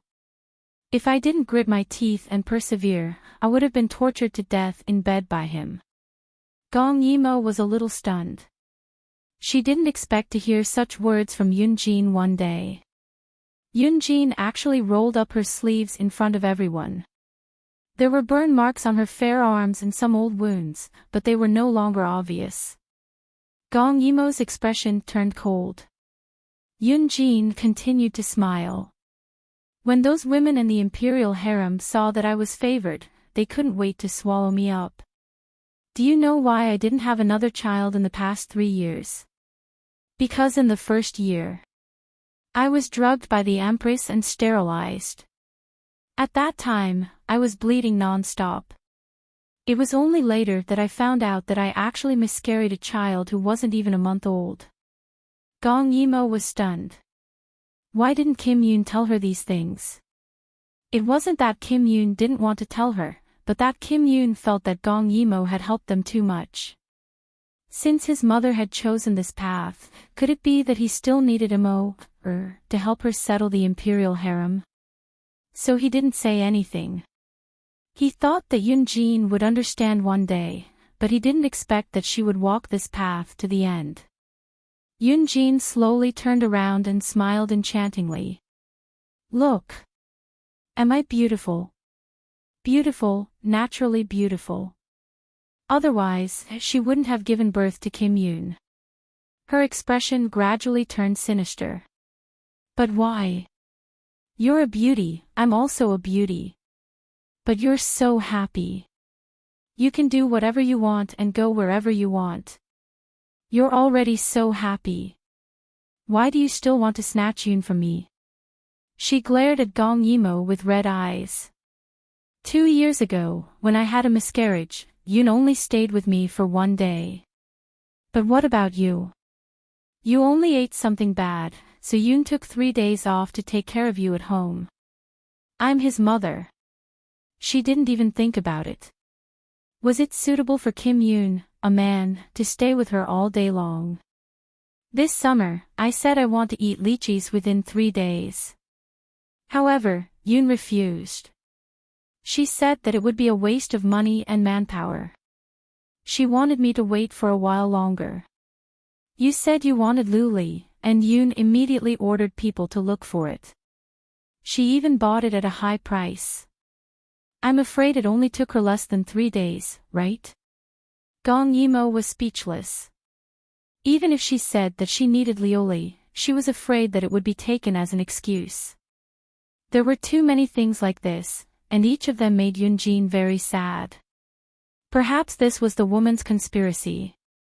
She tricked her into giving herself to the emperor and suffering every day so that she could monopolize all her son's thoughts. No, she wouldn't allow it. As long as this person was dead, Yoon would become the same as before. As long as she was dead, everything would be fine. Moreover, Yoon wouldn't suspect that she did it on purpose. If she wanted to blame someone, she could only blame her bad luck for accidentally falling into the lake and dying. Therefore, Yunjin immediately put away her sorrow and smiled coldly. Why are you in a daze? Throw her down. Seeing the shadow guards closing in on Gong Yimo, her twisted heart felt much better. That's right, why was she the only one suffering? Others should also have a taste of this feeling. Gong Yimo was defeated by Yunjin's strong logic. Initially, she felt that a weak person couldn't suddenly become brave. Sure enough, she was a pervert. This Yuheng Imperial Palace was really a training ground. Indeed, she sympathized with Yun Jin's suffering. However, just like how she hated her for no reason, this pain shouldn't be blamed on her. Therefore, she wasn't afraid to make a move. Anyway, her interests were firmly tied to Kim Yoon's. As long as she didn't hurt Yun Jin, Kim Yoon wouldn't do anything to her. However, what she didn't know was that if it wasn't for her interests, Kim Yoon wouldn't do anything to her. When she saw that Gong Yimo's martial arts were very good, Yun Jin's face twisted again. Since she was so powerful, why didn't she directly bring her and Yoon out of the palace to live among the commoners? If Gong Yimo knew, she would definitely kneel down to her. How could she be at the same level as now? Moreover, even now, she couldn't bring two people and fight against 10,000 Imperial guards alone.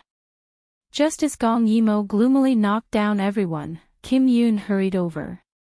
Imperial Mother. What are you doing? Chapter 219. Kim Yoon's voice first made Yun Jin subconsciously happy, but after hearing his words, her face darkened. Didn't Yoon say that he would only be back in 2 days? Then he came back early, was it because of this bitch? Yun Jin looked at Gong Yimo unkindly. Since she had already been discovered, she was too lazy to pretend anymore. She just didn't like this girl, she just didn't like her. Kim Yoon hurried over. Time seemed to have given him special treatment, making him look like he was 18 years old even though he was in his 20s. It was just that things had been going smoothly for the past 2 years, and his features had become more robust. Although he was still excessively beautiful, no one would treat Jin Yun as a woman anymore. It was just that he was frowning now, and the enchanting mole at the corner of his eye had also dimmed. Mother! Why are you doing this? Kim Yoon felt that it was simply unbelievable. Didn't Yimo do enough for him and his mother? Why did his mother have to do this to Yimo? He originally thought that his mother would be able to think it through, but he didn't expect that the more he thought about it, the worse it became.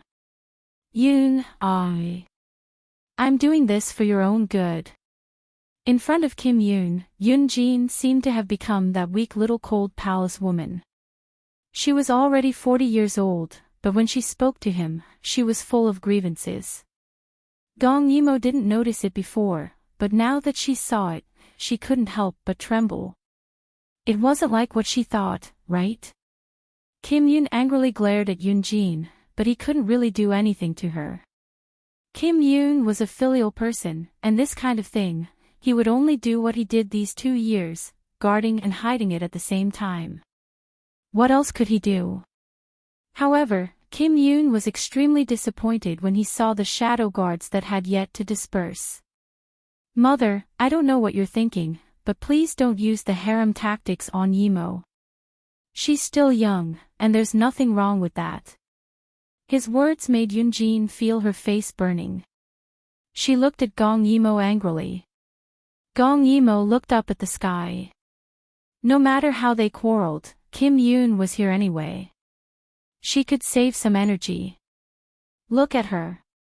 Look. Yoon. You weren't here just now, so you don't know how she made me angry. She's not as kind as you think. She's a vicious woman. Don't be fooled by her appearance. Kim Yoon was amused. He could not help but glance at Gong Yimo. At this moment, Gong Yimo winked at him as if she was watching a good show. That quick-witted and playful look made his heart skip a beat. In the depths of his heart, there was sweetness, but more of it was bitterness. He heard his own low voice. No matter what she does, it doesn't matter. Gong Yimo heard this and raised her chin proudly. She thought that since she was not really going to marry Kim Yoon would definitely let her do whatever she wanted. However, Yun Jin would definitely overthink this. She felt relieved. However, she ignored the lingering longing in Kim Yoon's gentle voice when he said this. However, she ignored it, but it did not mean that Yoon-jin would ignore it. She only felt that her whole body was in an ice lake, and there was a bone-piercing chill everywhere. Her son fell in love with another woman. She was going to lose her only son. No. I won't allow it. Yoon-jin was furious. She rushed in front of Kim Yoon in a few steps, and her eyes were almost spitting fire. I will naturally choose your wife for you, but she... I won't allow it. So what if she has your child? Don't even think about marrying such a vixen with no self-respect. Not even a concubine. Gong Yimo was enraged when she heard this. Your son might not even marry her even if he wanted to. However, Kim Yoon was stunned. He stuttered and asked carefully, what child? So her son did not know. Yoon-jin said angrily, this vixen said she's pregnant with your child. Gong Yimo had wanted to explain, but since she did not know how to appreciate her kindness, she wanted to make her angry.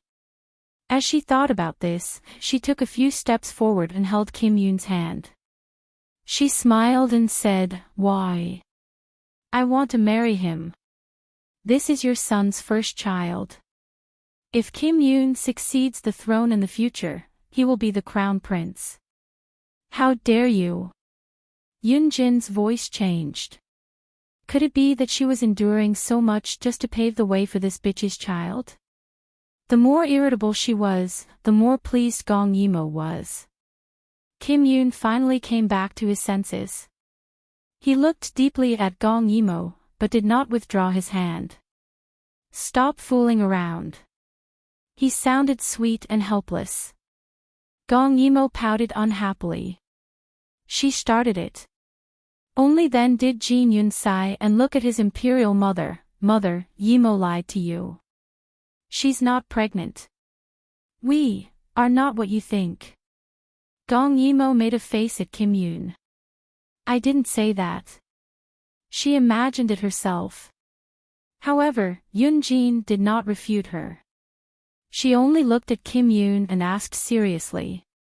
Then do you dare to say that you don't like her at all? Yoon-jin pointed her finger at Gong Yimo. Of course. He did not like her, he did not know why, but this was not the first time he said this, but it was harder to say it.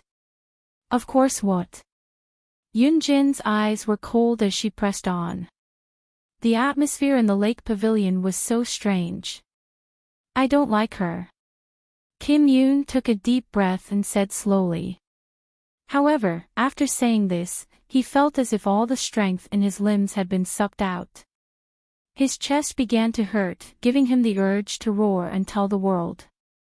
What he said just now was a lie. Mother and son were connected. Yoon-jin was almost certain that Kim Yoon was lying. Her heart turned cold. But now, she could not expose him. After calming down, she became much smarter. Looking at Gong Yimo, she was afraid that she did not know about her son's feelings. If she exposed him and facilitated this matter, then she would regret it so much that her intestines would turn green.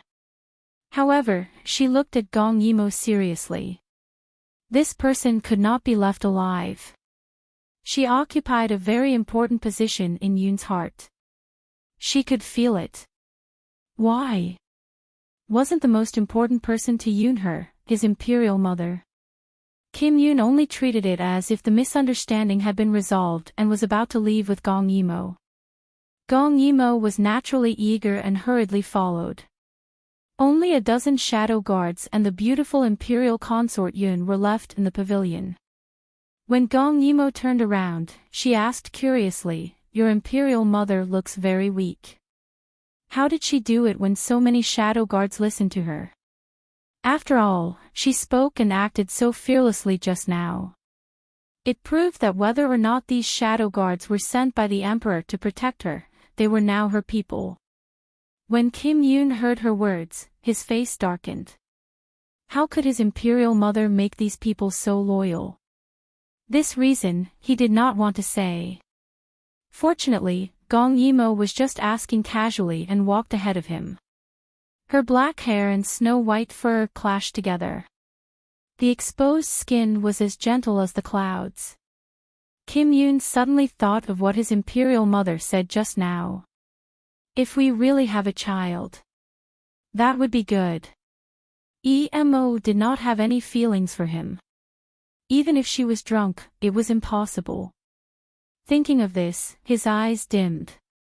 In the depths of his heart, there was a trace of unwillingness, but he quickly suppressed it. Chapter 220. When Yoonjin came back, she was so angry that she smashed everything she could. It was hard to imagine that she would become such a person. After she was done, she called someone in. This person turned out to be one of the shadow guards from before. If Gong Emo had seen his true face, she would have known that he was the assassin that Li Ku had intercepted her in the past. Jinshi. Did you see her clearly? This seemingly random sentence actually had a deeper meaning behind it. It turned out that Yoonjin had been wary of Gong Emo for a long time. She had spent 2 whole years looking for her true identity, but just a few days ago, this person had sent someone to visit her and said that he might know who Gong Emo was. However, Gong Emo appeared and disappeared mysteriously, so he couldn't meet her. That was why he came to the pavilion today to ask him to identify her. So, Gong Emo didn't enter the palace just to vent her anger. Kim Yoon and Gong Emo sometimes underestimated Yoonjin. Or rather, even if she did things badly, they didn't guard against her. That was why things turned out this way. When Jinshi heard this, he smiled sinisterly. Without a doubt, she is the Chaoyang princess who is being hunted down by Daiyu State. Even though Yoonjin was prepared, she couldn't help but be shocked when she heard this answer. She actually has such a powerful background. Her face revealed a mixture of joy and jealousy, and she didn't speak for a long time. It was fine when she was in the cold palace, but now that she had become an imperial concubine, her ears had opened up a little. Especially in the past few years when she was looking for Gong Emo's identity, she had heard a lot of news about women. The one she heard the most was, this Chaoyang princess. When she first heard about the Chaoyang princess, she was very impressed because she was simply a woman who had reached the pinnacle. However, that was also because the Chaoyang princess wasn't by her side and had nothing to do with her. Now, the Chaoyang princess had become Gong Emo. She felt quite upset. She had to think about how to deal with this matter. Jinshi looked at Yoonjin's thoughtful expression and suddenly loosened his grip on his collar. He wasn't bad looking. His skin was fair, but there was a long scar on his chest.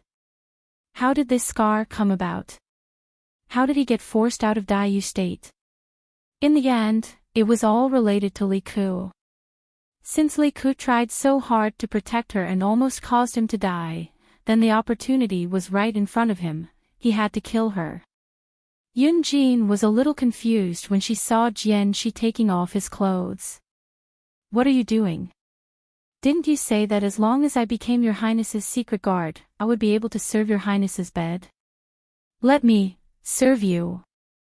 If Gong Emo was here, she would definitely praise Yoonjin for being a genius. In order to make the emperor's secret guards listen only to her, she actually slept with all of them to show her disgust towards the emperor. This way, even if someone wanted to accuse her of seducing the emperor, they would have to be alive to do so. After all, sleeping with her was equivalent to cuckolding the emperor. Therefore, they could only listen to her. Seeing Jinshi taking the initiative, Yoonjin was also tired of the emperor's weak body. She really didn't resist and let him do whatever he wanted. This was not like Empress Dowager Yuqi. Ever since she heard about Empress Dowager Yuqi's deeds, she was clearly heading in that direction. No wonder when Gong Emo asked Kim Yoon previously, Kim Yoon refused to say. So, there was a reason behind it. At this moment, Gong Emo didn't think about these things at all. because there were more important things to do. After leaving the Yuhing Palace, they went home. Gong Yimo was a little excited because this time, Kim Yoon must have brought back good news. Quick, let me see. Gong Yimo couldn't wait in the carriage. Kim Yoon sighed but still took out a few bricks for her to see. He didn't understand why Yimo would spend so much money to make refractory bricks. Because the current temperature didn't meet Yimo's requirements, the cost of making these bricks was even more expensive than gold. Gong Yimo even built a tunnel kiln for these bricks. The project was huge and spent a lot of manpower and money. Gong Yimo hugged the bricks happily. Now you complain that these things are expensive. In the future, I'll let them burn gold for you to see. Kim Yoon patted her head. If you want to burn gold, you should be mining gold, but you're mining coal. How is this burning gold? Gong Emo smiled mysteriously. These things would be of great use in the future, but right now, the mining progress in various places was very slow because it was very dangerous, so the demand for minerals had to be slow. However, the appearance of refractory bricks still made her very happy. Now, the highest temperature in dilute state smelting technology was 1300. With the refractory bricks, the temperature could be as high as 1500. Then, whether it was steel or other metal materials, it would be a piece of cake. Unfortunately, plans couldn't keep up with changes. She also didn't expect that a weak girl would become like this when she was angry. After the two returned to the mansion, they both breathed a sigh of relief. Gong Yimo couldn't stand Yunjin's prying eyes. Kim Yoon felt that only when he returned home and saw her, his heart would feel better. Yimo. I'm sorry that I couldn't make it back for your birthday. This is your birthday present. Kim Yoon suddenly said in Gong Yimo's courtyard. A present?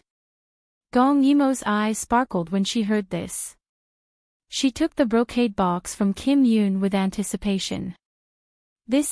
She was stunned. She took out a dazzling necklace. Her beautiful eyes were wide open. She looked very shocked. You actually managed to burn it out, colored glass. The ancient method of making colored glass had always been very laborious. There were more than 10 processes, so it was only used by the royal family. However, Gong Yimo knew that using her method of burning colored glass would greatly reduce the cost of producing colored glass when it reached a certain scale in the future. It was also a way to make money. However, she wasn't short of money now, so she put it aside and let Kim Yoon focus on the matter of refractory bricks. Without a foundation, it was already very difficult for him to figure out these things. She didn't expect him to have the time and effort to get colored glass out. He even specially made a present for her. She was really touched. Kim Yoon had always been a thoughtful and considerate man. Let me put it on for you. When he said this, Kim Yoon became nervous for no reason. He was afraid that Gong Yimo would reject him. However, this colored glass necklace wasn't easy to obtain. He worked almost day and night. Under the supervision of both sides, he only slept for 4 hours a day before he was able to improve the ancient method and burn colored glass without delaying the progress of the refractory bricks. He didn't know, would she like it? Gong Yimo was surprised by this second surprise.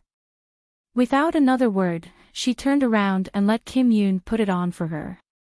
She even lifted up her black hair, revealing her delicate and white neck.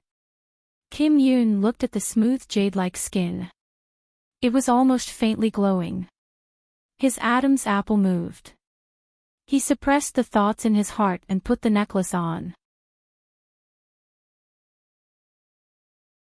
Chapter 221. It was inevitable that his fingers would touch Gong Yimo's neck.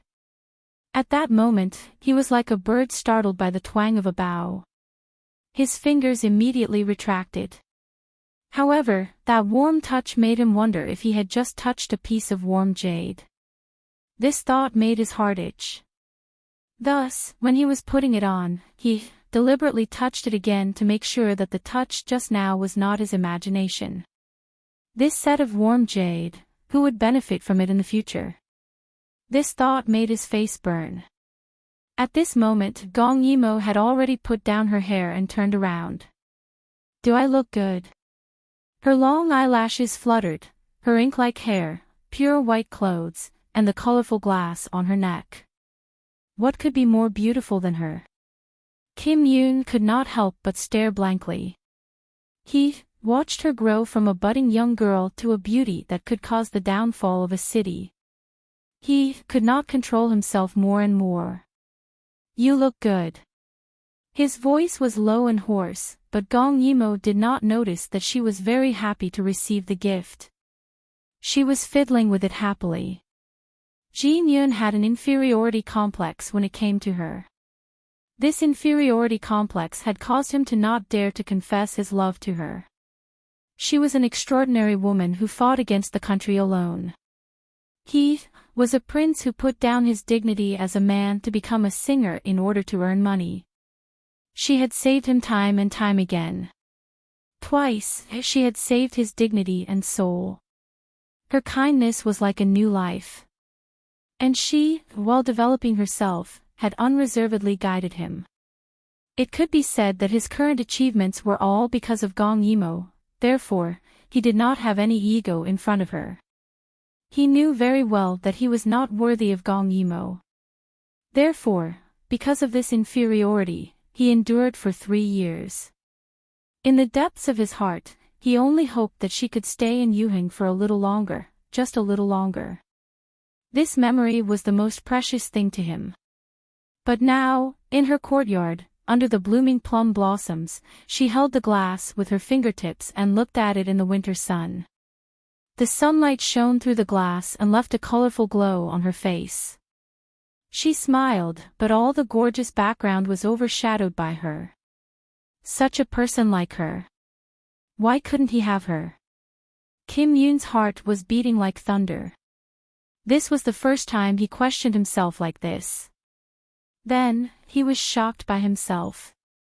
With such a fearful and bold idea in mind, Kim Yoon no longer avoided her like before.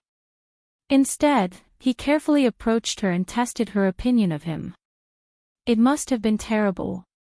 If it wasn't for her, he would have been sent to Lu Yi. His life and death were uncertain. His face would have been disfigured, and his mother would have been bullied. That was why she had never revealed any romantic feelings for him. She had always treated him as a friend. In the past, whenever he thought of these things, the heat in his heart would quickly be suppressed by his inferiority complex. But now, when he looked at Gong Yimo's serious little face, that inferiority complex seemed to be completely blinded by some kind of desire. It made him restless and almost unable to restrain himself. After so many years, there was only one person that he loved deeply. He really wanted to grab it. It didn't matter if he wasn't worthy of her, he would treat her well. He would listen to her for the rest of his life. As compensation, stay. Stay in Yuheng and promise him for the rest of his life. Being stared at by Kim Yoon like this, Gong Yimo looked up in puzzlement. Are you just going to stand there like this? Didn't you say that you would help me beat the milk? Take it, just beat it like this. This will be used to make cream later. It will take a long time to beat it. If you feel tired, let someone else do it. After saying this briskly, Gong Yimo prepared to make the cake base. She had done this before, so she was very familiar with it. She was just suddenly hungry and wanted to eat cake. That sweet and soft texture was simply too good. Kim Yoon quickly took it. I can do it. Then, just like how Gong Yimo had done earlier, he kept beating the cream. There were only the two of them in the kitchen. Kim Yoon cherished the time he could spend with her, so when they were at home, no one would disturb them. Kim Yoon had a good temper, but if they offended him, they would die miserably. In everyone's eyes, Miss Shuriyue was obviously his only taboo. After half a day, all the basic work was done. Next was Gong Yimo's favorite part, which was spreading the cream and framing the flowers. She very extravagantly used deerskin as a tool to make the cream. She also added pumpkin, yellow flower juice and some other original liquid to make the cream into different colors. Kim Yoon couldn't help with this step, so he just watched from the side. The whole kitchen was filled with the aroma of the cake, and she was wholeheartedly framing the flowers on the cake. That little look of hers was so serious and cute that it made him want to kiss her. This thought made the lust that he had tried so hard to suppress boil again. Kiss her.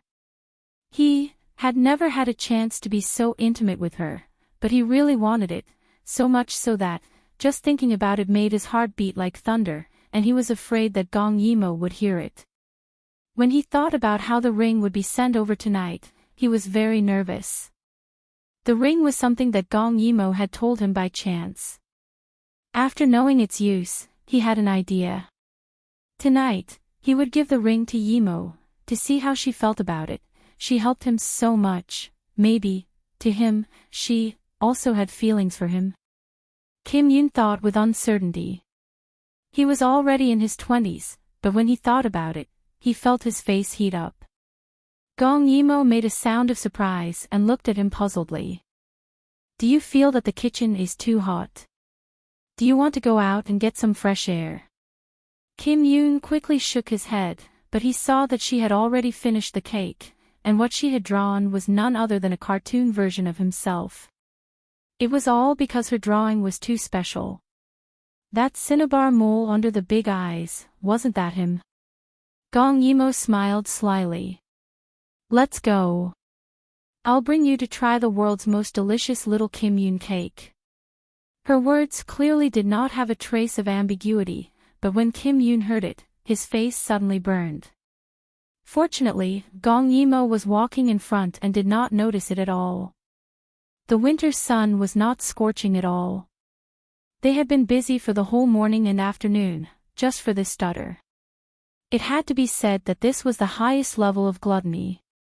Unlike Gong Dai and Gong Che, Kim Yoon really liked sweets. However, he knew that Gong Yimo also liked sweets, so every time he was present, the sweets would go into Gong Yimo's stomach, causing Gong Yimo to think that he did not like sweets. Under the coercion, Kim Yoon helplessly took a bite of the cake and was immediately conquered by the taste. This was definitely the best dessert he had ever eaten in his life. There was no other. Seeing Kim Yoon's slightly widened eyes, Gong Yimo was proud. Now you know that desserts are delicious. It's okay, I'll make more delicious desserts for you in the future. For some reason, her words reminded Kim Yoon of the ordinary families, where the wife would wash her hands to cook soup. His heart skipped a beat, and he took a big bite. Chapter 222. Pfft. Gong Yimo laughed. You don't have to be so impatient. She pointed at the corner of his mouth. Seeing that he was confused, she reached out and wiped the cream off the corner of his mouth. The place where she touched seemed to have been electrocuted. He quickly stepped back, but his body was still numb from the shock. He stared at her in a daze. Seeing that he had such a big reaction, Gong Yimo was puzzled. She wiped her hands with a handkerchief and said, Please, do you have to be so surprised? Aren't I just trying to protect your image? If people see that you're so anxious that your face is stained with cream because of your stuttering, your image will be ruined. She explained casually while eating the cake.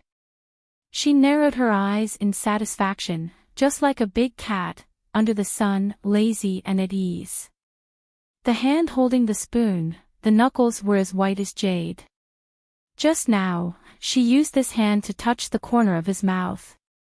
Kim Yoon didn't know if it was because he liked someone, but he liked Gong Yimo, but he couldn't even resist a casual move from her.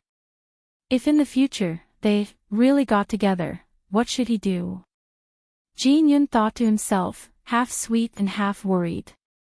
He was probably the one who lacked authority, wasn't he? At this moment, his subconscious had completely blocked out all possibilities because he didn't want to think about those things at all. He didn't want to think about those things that would make him feel pain. He was already surrounded by happiness. As long as she was around, every moment was like this. Was this considered entering the devil's barrier? At this moment, someone walked in. When Kim Yoon saw the person, he subconsciously glanced at Gong Yimo. The person smiled ambiguously and respectfully handed a brocade box to Kim Yoon before leaving. He thought to himself, His Highness is finally going to make a move. They had been waiting for this day for a long time. Gong Yimo asked curiously, "What is it?" Kim Yoon hurriedly kept the box in his arms. "It's nothing. It's just a ring." But it couldn't be now. When Yimo talked about the ring, she said that it was romantic. She even explained the meaning of the word to him. What was romantic? He thought on his own. With flowers and water, was that romantic? With the moonlight and wine, was that romantic? But it seemed like something was missing. He thought seriously and suddenly thought of a wonderful idea. So when the sky just turned dark, he couldn't hold back. He was very anxious to bring Gong Yimo to a place. It was late at night and it was so cold. Gong Yimo didn't want to go out, but seeing that Kim Yoon was in high spirits, she could only risk her life to accompany the gentleman. She didn't expect Kim Yoon's to bring her to a folk music hall. Kim Yoon's were the best layout and the best scenery. That must be the music hall. The music hall they came to was a place where high officials and nobles gathered. The decorations inside were elegant. There were fake mountains, flowing water, and river lights. The unmelted snow glowed under the lights. It was like the most exquisite garden in the south. The only difference was that there was an open-air stage with luminous pearls. Usually, this place was crowded, but today, it was reserved by Kim Yoon. Gong Yimo laughed. "You said you wanted to come out to play, but you chased this person away. What else can I see?" Kim Yoon seemed to be a little embarrassed. He whispered, "You can still look at me." Gong Yimo was slightly stunned. This was the first time Kim Yoon had said something so suggestive to her. When she turned around, she saw that Kim Yoon had already walked up the stage step by step and was looking at her. He felt a little inferior, but when he stood there, he was very confident. Other than being attentive and having some business acumen, the only thing he could do was to dance. Gong Yimo didn't know why he suddenly wanted to dance, but she still took a pipa from one of the walls, found a chair, and sat down with a smile on her face. "Although I don't know why you're so interested, how can there be no joy when there's dancing? I'll accompany you." Kim Yoon reached out to take off the golden crown on his head and glared at her. That gaze seemed to bring him back to the time when they first met, when he was full of flirtatious feelings. "When we first met, I asked you to accompany me, but you said you didn't know anything," Kim Yoon complained. It was hard to believe that he had such a childish side. Gong Yimo touched her nose. "The only instrument I know, and I only know one song." "You should be honored." Kim Yoon suddenly smiled. He casually threw the golden crown off the stage. His black hair fluttered in the wind, making it look a little messy. He didn't put on any makeup, but his exquisite facial features clearly showed that the heavens were biased. His smile made pearls pale in comparison. At that moment, Gong Yimo's hand that was holding the pipa tightened. In her mind, the words peerless elegance suddenly flashed through. She quickly gathered her thoughts and focused on holding the pipa. From the first note, Gong Yimo clearly felt that Kim Yoon's temperament had changed. It had changed to flying. In front of others, he was the careful and steady second prince. But on stage, he was a flying flower, a blooming fire. His entire person had changed. Gong Yimo didn't know why Kim Yoon was like this. She only played the pipa while watching Kim Yoon twirl and jump lightly. Her mood seemed to soar along with his dance steps. His white clothes were whiter than snow. His wide sleeves fluttered in the wind, looking even better than a dancer's dancing muslin. This was also the first time that Gong Yimou found out that casual clothes were more suitable for dancing than dance clothes. No. It wasn't because casual clothes were suitable, but rather because of the dancer's skills. Lifting one's leg or spreading one's arm depended on one's foundation and sense of music. Kim Yoon's dance was amazing because he used all of his strength to show off his gentleness. It was hard to be soft, soft to be hard. It made people immersed in it and unable to extricate themselves. What Gong Yimou didn't know was that it was because of her accompaniment that he could perform so well. Every note that she played, to Kim Yoon's ears, was like she was dancing with his soul, giving him endless strength. He only wanted to give the best to Gong Yimou, but he didn't know what romance was. So dancing was the only thing that he had the most confidence in and the most certainty in. His mother had said that when he danced, he could make 10,000 people fall head over heels for him. Later on, when he quickly became the #1 beauty in the world, it proved this point. But he didn't need 10,000 people to fall head over heels for him. He only needed Gong Yimou to fall head over heels for him. So in this dance, he danced to the extreme. As expected, Gong Yimou gradually became immersed in it. She didn't even notice when the pipa music stopped. Even when Kim Yoon finished dancing, she was still immersed in it and unable to extricate herself. This was what a dancer should be like. He touched her heart and she could clearly feel his joy, cheerfulness, shyness, and determination. After the dance, Kim Yoon looked at Gong Yimou while panting slightly. His face was red and there were beads of sweat on his forehead, but his eyes were shockingly bright. He walked step by step to the front of the stage. When he saw Gong Yimou looking at him in a daze, he couldn't help but smile. His black hair fluttered in the wind and his face was peerless. It made Gong Yimou's heart suddenly skip a beat. At this moment, his beauty was impactful. It was irresistible. He took out the brocade box from his chest. With this action, he felt his heart beating faster and faster. Faster and faster. He looked into her eyes. For the first time, he showed her his heart without holding back. Gong Yimou. I like you. I've liked you for a long time. Just as he opened his mouth, someone suddenly rushed in and shouted loudly. Your Highness, it's not good. The Imperial Guards have surrounded this place. Chapter 223. The sudden voice snapped Gong Yimou out of her daze. She looked at Kim Yoon strangely, but he put the brocade box back into his arms and stared coldly at the newcomer. What's going on? Emperor Yuheng, the prince, and the Empress Dowager were all under his watch. Who was so bold?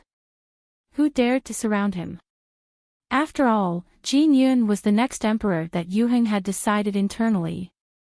The newcomer knelt on the ground and stammered. It's not just anyone, it's Imperial concubine. Imperial concubine mother. Kim Yoon was stunned. Why would Imperial concubine mother send people to surround him? Thinking of this, he quickly jumped off the stage and walked out. Gong Yimou also followed, but he turned around and pressed her to the ground. We still don't know what's going on, don't go out. He knew that if it really was Imperial concubine mother, she wouldn't do anything to him. Then, they must be targeting Gong Yimou. So he looked deeply at Gong Yimou. His eyes seemed to have 1,000 words, but he didn't have time to say them. Just a little bit more, and he would have been able to say those words. But it didn't matter. After he settled this matter, he had plenty of time. At this moment, the newcomer said uneasily, Your Highness, you should go and take a look. We didn't bring many people, I'm afraid they're going to rush in. Kim Yoon then looked away and steeled himself to leave. But his hand was pulled back by Gong Yimo. Wait! He turned around and saw Gong Yimo quickly pick up the golden crown on the ground. She used her clothes to carefully wipe it and looked up at him with a smile. You're Yuheng's future emperor, you can't go out like this. She looked at him like this. At that moment, her eyes seemed to be filled with stars, more than countless stars, making his heart ache. Squat down. She said softly. Without a word, Kim Yoon squatted in front of her. It was obviously an extremely indecent movement, but when he did it, it was always pleasing to the eye. Probably because he had practiced dancing for a long time to a certain extent, his movements not only did not have the air of gentleness, but instead had a kind of natural beauty. Gong Yimo touched his waterfall-like hair. Under the moonlight, his hair glowed softly. Then, she used her fingers to quickly tie his hair up. Perhaps it was very fast, but Kim Yoon felt that this moment was passing very slowly. He could smell the fragrance of Gong Yimo's body, and clearly feel her soft fingertips moving nimbly through his hair. Every gentle comb seemed to soothe his soul, gradually calming him down, and his heart was filled with another kind of feeling. At this moment, he suddenly felt that this was what romance was. Outside, the Imperial army was surrounding the city. The people around him were anxious, but she still remembered that he had to maintain his image and put on a crown for him. Perhaps this was not the main reason. The main reason was that she wanted to use this short period of time to calm him down so that he would not act rashly. Don't worry, nothing will happen. Kim Yoon thought that she was worried. The moment he got up, he nodded and looked at her, saying in a low voice. Gong Yimo shook her head and said with a smile. What will happen to me? That's right, what could happen to her? What could be difficult for her? Kim Yoon could not help but reach out to touch her head. Finally, he smiled and walked out, leaving Gong Yimo standing there and watching his back disappear around the corner. After a while, she picked up the pipa on the ground and hung it back on the music wall. The entire wall was hung with musical instruments. She stood by the wall, looking a little desolate. Yoon-jin clearly came prepared, and she dared to be so fearless. The only possibility was that her identity had been discovered. The princess of a neighboring country, armed with a sharp weapon, hiding in Yuheng incognito. Just thinking about it made one feel uneasy. Gong Yimo could not help but laugh. So what if she was discovered? She was a famous person after all. She was still a little surprised that she was discovered at this time. When Kim Yoon went out, he saw that the people he brought had been forced to retreat to the door. He was shocked. When he appeared, everyone stopped. His people moved closer to the music hall, while the other party retreated a few steps and stood in a dark mass. The scene gradually quieted down. Under the light of the fire, one could see the cold light on the Imperial Army's armor. This made Kim Yoon's expression turn cold. He had made a mistake. He only cared about monitoring the people that he thought were a threat, but he forgot to know about his mother's every move. This time, he did not receive any news beforehand and was surrounded. It must be because his mother used him as a loophole to get the Imperial Army's token from the Emperor and let her personally command it. It was only because she was his mother that everyone did not pay attention to her, which led to the current situation. Seeing Kim Yoon come out, two people from the other party also came out. He saw his good mother supporting Jin Xing out. Seeing Kim Yoon, Yoon-jin panicked. Yoon, are you okay? Where is the spy from the neighboring country? Did she hurt you? Sure enough, she already knew Yimo's identity and used this to get the token from the Emperor. Jin Yun's heavy gaze swept towards Yoon-jin, but when he looked at her, he trembled. The words that he had prepared to say couldn't come out of his mouth. Only the crackling of the flames could be heard in the air. Because his expression was so ugly, no one dared to speak at this moment. Who wronged you, Sure you, she is just an ordinary woman. Imperial Mother, you've really disappointed me. Kim Yoon's words made Yoonjin feel wronged for no reason. Her son had been bewitched by that witch. Her son used to serve her and the people wholeheartedly. Now, for a spy, he did not even care about the safety of the country. How could she say that she was not a witch? Yoon, don't be fooled by her. She's being nice to you because of your status and ulterior motives. She is a spy. This is a conspiracy of the neighboring country. Don't be fooled again. What have I been fooled about? Kim Yoon asked her loudly with his eyes wide open. When she first met me, what was my identity? What is worthy of her ulterior motives? Mother, tell me. How dare you? The Emperor, who had been silent all this time, coughed in a low voice, and a light flashed in his eyes. Yoon, you are getting more and more impudent. Yoon is your mother. She must be right. How can you be so stubborn? Kim Yoon smiled coldly. Anyway, you is not a spy. You have found the wrong person. She is my benefactor. Yoonjin could not help but ask, You mean Gong Yimo, right? What benefactor? She has a weapon that can overthrow the country. Even the Dayu state can't tolerate her. She is just a princess who has defected from a neighboring country. How good can she be? Yoon, you should hand her over. When she mentioned the weapon, Jin Xing's eyes lit up. He said, That's right. Yoon, hand her over. She is too dangerous. Are you going to disregard the safety of the entire Yuhing state? Kim Yoon laughed when he heard that. What if? I say no. Chapter 224. Jin Yun's words immediately caused the atmosphere of the scene to become domineering and arrogant.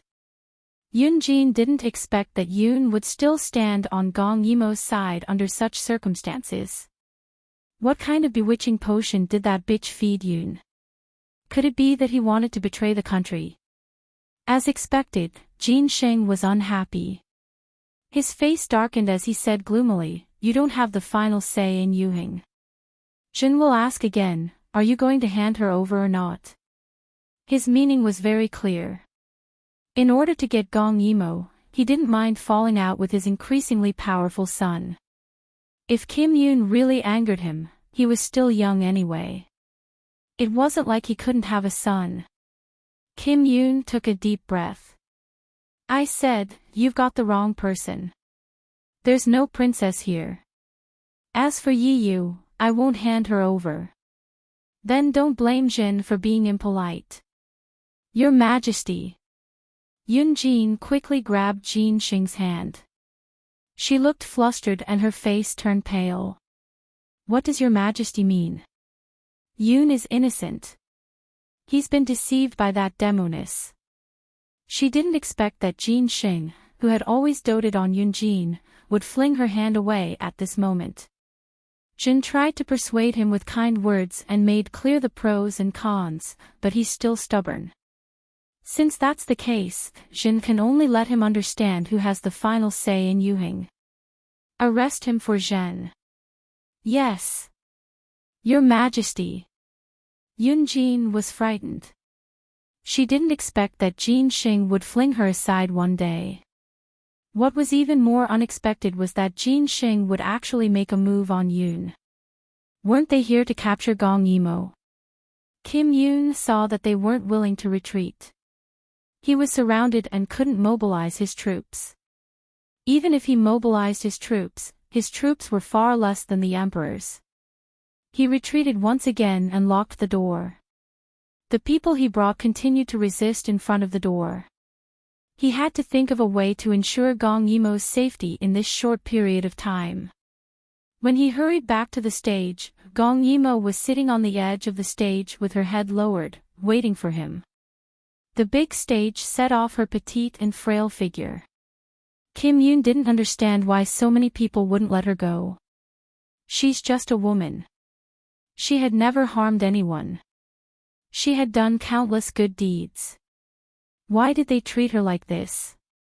Seeing Kim Yoon's Han's face's lips twitched. What's the situation? They uses as not to mention, he didn't need to be, he didn't matter. Shen S, he SSS, SSS, since that's the case, I'll leave. They can't stop me. You don't have to worry. Gong Yimo tried to speak casually, moreover, I know how to disguise myself. As long as I walk out of this door today, I'll be able to leave this place very quickly. Kim Yoon knew that the truth wasn't as simple as she made it out to be. Yuhing had 50,000 imperial guards. 10,000 were guarding the imperial palace and 10,000 were in his hands.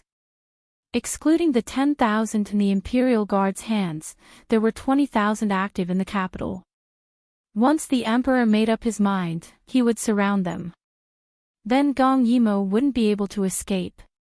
Speaking of escaping, Gong Yimo felt that she was already familiar with it. She forced a smile and patted Kim Yoon's shoulder. It's all right. I can really do it. Take me with you. Kim Yoon suddenly said. When Gong Yimo heard this, she was stunned. However, Kim Yoon made up his mind, if we really meet with any situation, you can kidnap me and take me out of the city. Right now, Imperial Father's only son is still intact. He won't really take my life. Gong Yimo shook her head, I don't understand your emperor. Who knows if he wouldn't lose his mind for the sake of the little benefit she had. The noise outside was getting louder and louder. Even Kim Yoon could hear it, there's no time. Let's go. This time, you have to listen to me. Although Gong Yimo wasn't willing, but since they were about to kill their way in, she didn't argue anymore. With a wave of her hand, a hidden sword appeared in her hand. She brought Kim Yoon up to the roof and ran towards a direction. As if to guard against her move, when she just jumped up, countless sharp arrows with cold light shot towards her. She hugged Kim Yoon and dodged. Whoosh whoosh whoosh, the rain of swords fell on the roof, making a cold sound of hitting. Gong Yimo brought Kim Yoon to hide under the roof for the time being. She said to Kim Yoon in a low voice, I can't take you with me. It's too dangerous to take you with me. She was really afraid that she couldn't take care of him and let Kim Yoon get hurt. No. Kim Yoon tightly grabbed her sleeve. His gaze was firm as he said, let's go together. Gong Yimo didn't waste any more words. Carrying Kim Yoon, she jumped up a few times and escaped. However, since Jin Sheng knew of Gong Yimo's reputation and knew of her abilities, he naturally couldn't only bring a few people. Not only did he mobilize 20,000 soldiers in the imperial city, he even took out the imperial guards in the palace to surround Gong Yimo. He promised a large sum of money and official positions, and was determined to capture her alive. However, there was no mention of missing an arm or a leg when capturing her alive. Therefore, whether it was hooks, arrows, or poisonous smoke, they used all kinds of methods to create chaos in the imperial city. They didn't care about Yoon's safety at all. Your Majesty. Yoon is your flesh and blood. He is in Gong Yimo's hands and is obviously being held hostage by her. How can you not care about Yoon's safety? On the horseback, Yoon Jin panicked and wanted to plead with the emperor behind her. However, for some reason, the emperor who was always obedient to her had a cold expression, as if he had already made up his mind. After all, she was just an inexperienced woman. She didn't know what was most important in a man's heart. First, it was power, then women. Therefore, she could only plead with all her might. Her heart was filled with regret, but Jinxing didn't listen to a single word. There was no reason for him not to want a woman who even the Emperor of Daiyu State couldn't capture and wouldn't let go of. It was the legendary firearm. He had wanted to see it for himself for a long time.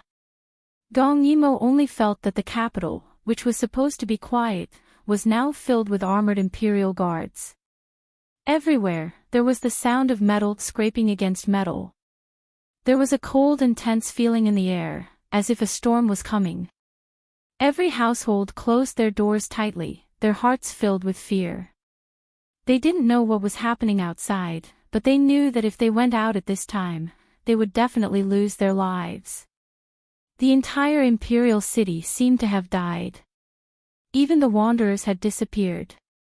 Other than the imperial guards, there was no one else in sight. Gong Yimo stood on a high ground and looked down. She could only see fire dragons running around below her. People were shuttling back and forth in the streets and alleys. She could smell the burning smell of torches and kerosene. It was inexplicably irritating. She was completely surrounded. All the exits were heavily guarded. Moreover, Yuheng didn't have a moat. She couldn't escape with Kim Yoon. Moreover, this was Kim Yoon's home. She couldn't bring Kim Yoon away. Therefore, she glanced at Kim Yoon and said softly, "Let's go. Let's go back." You're tuning into the LoveLore Library YouTube channel. We're so grateful for your support, and don't forget to subscribe to join us on this incredible journey through captivating stories. Your generosity through donations truly makes a world of difference, as it's the primary source of revenue that allows me to expand and enhance this channel for you. Thank you from the bottom of my heart for being a part of this adventure.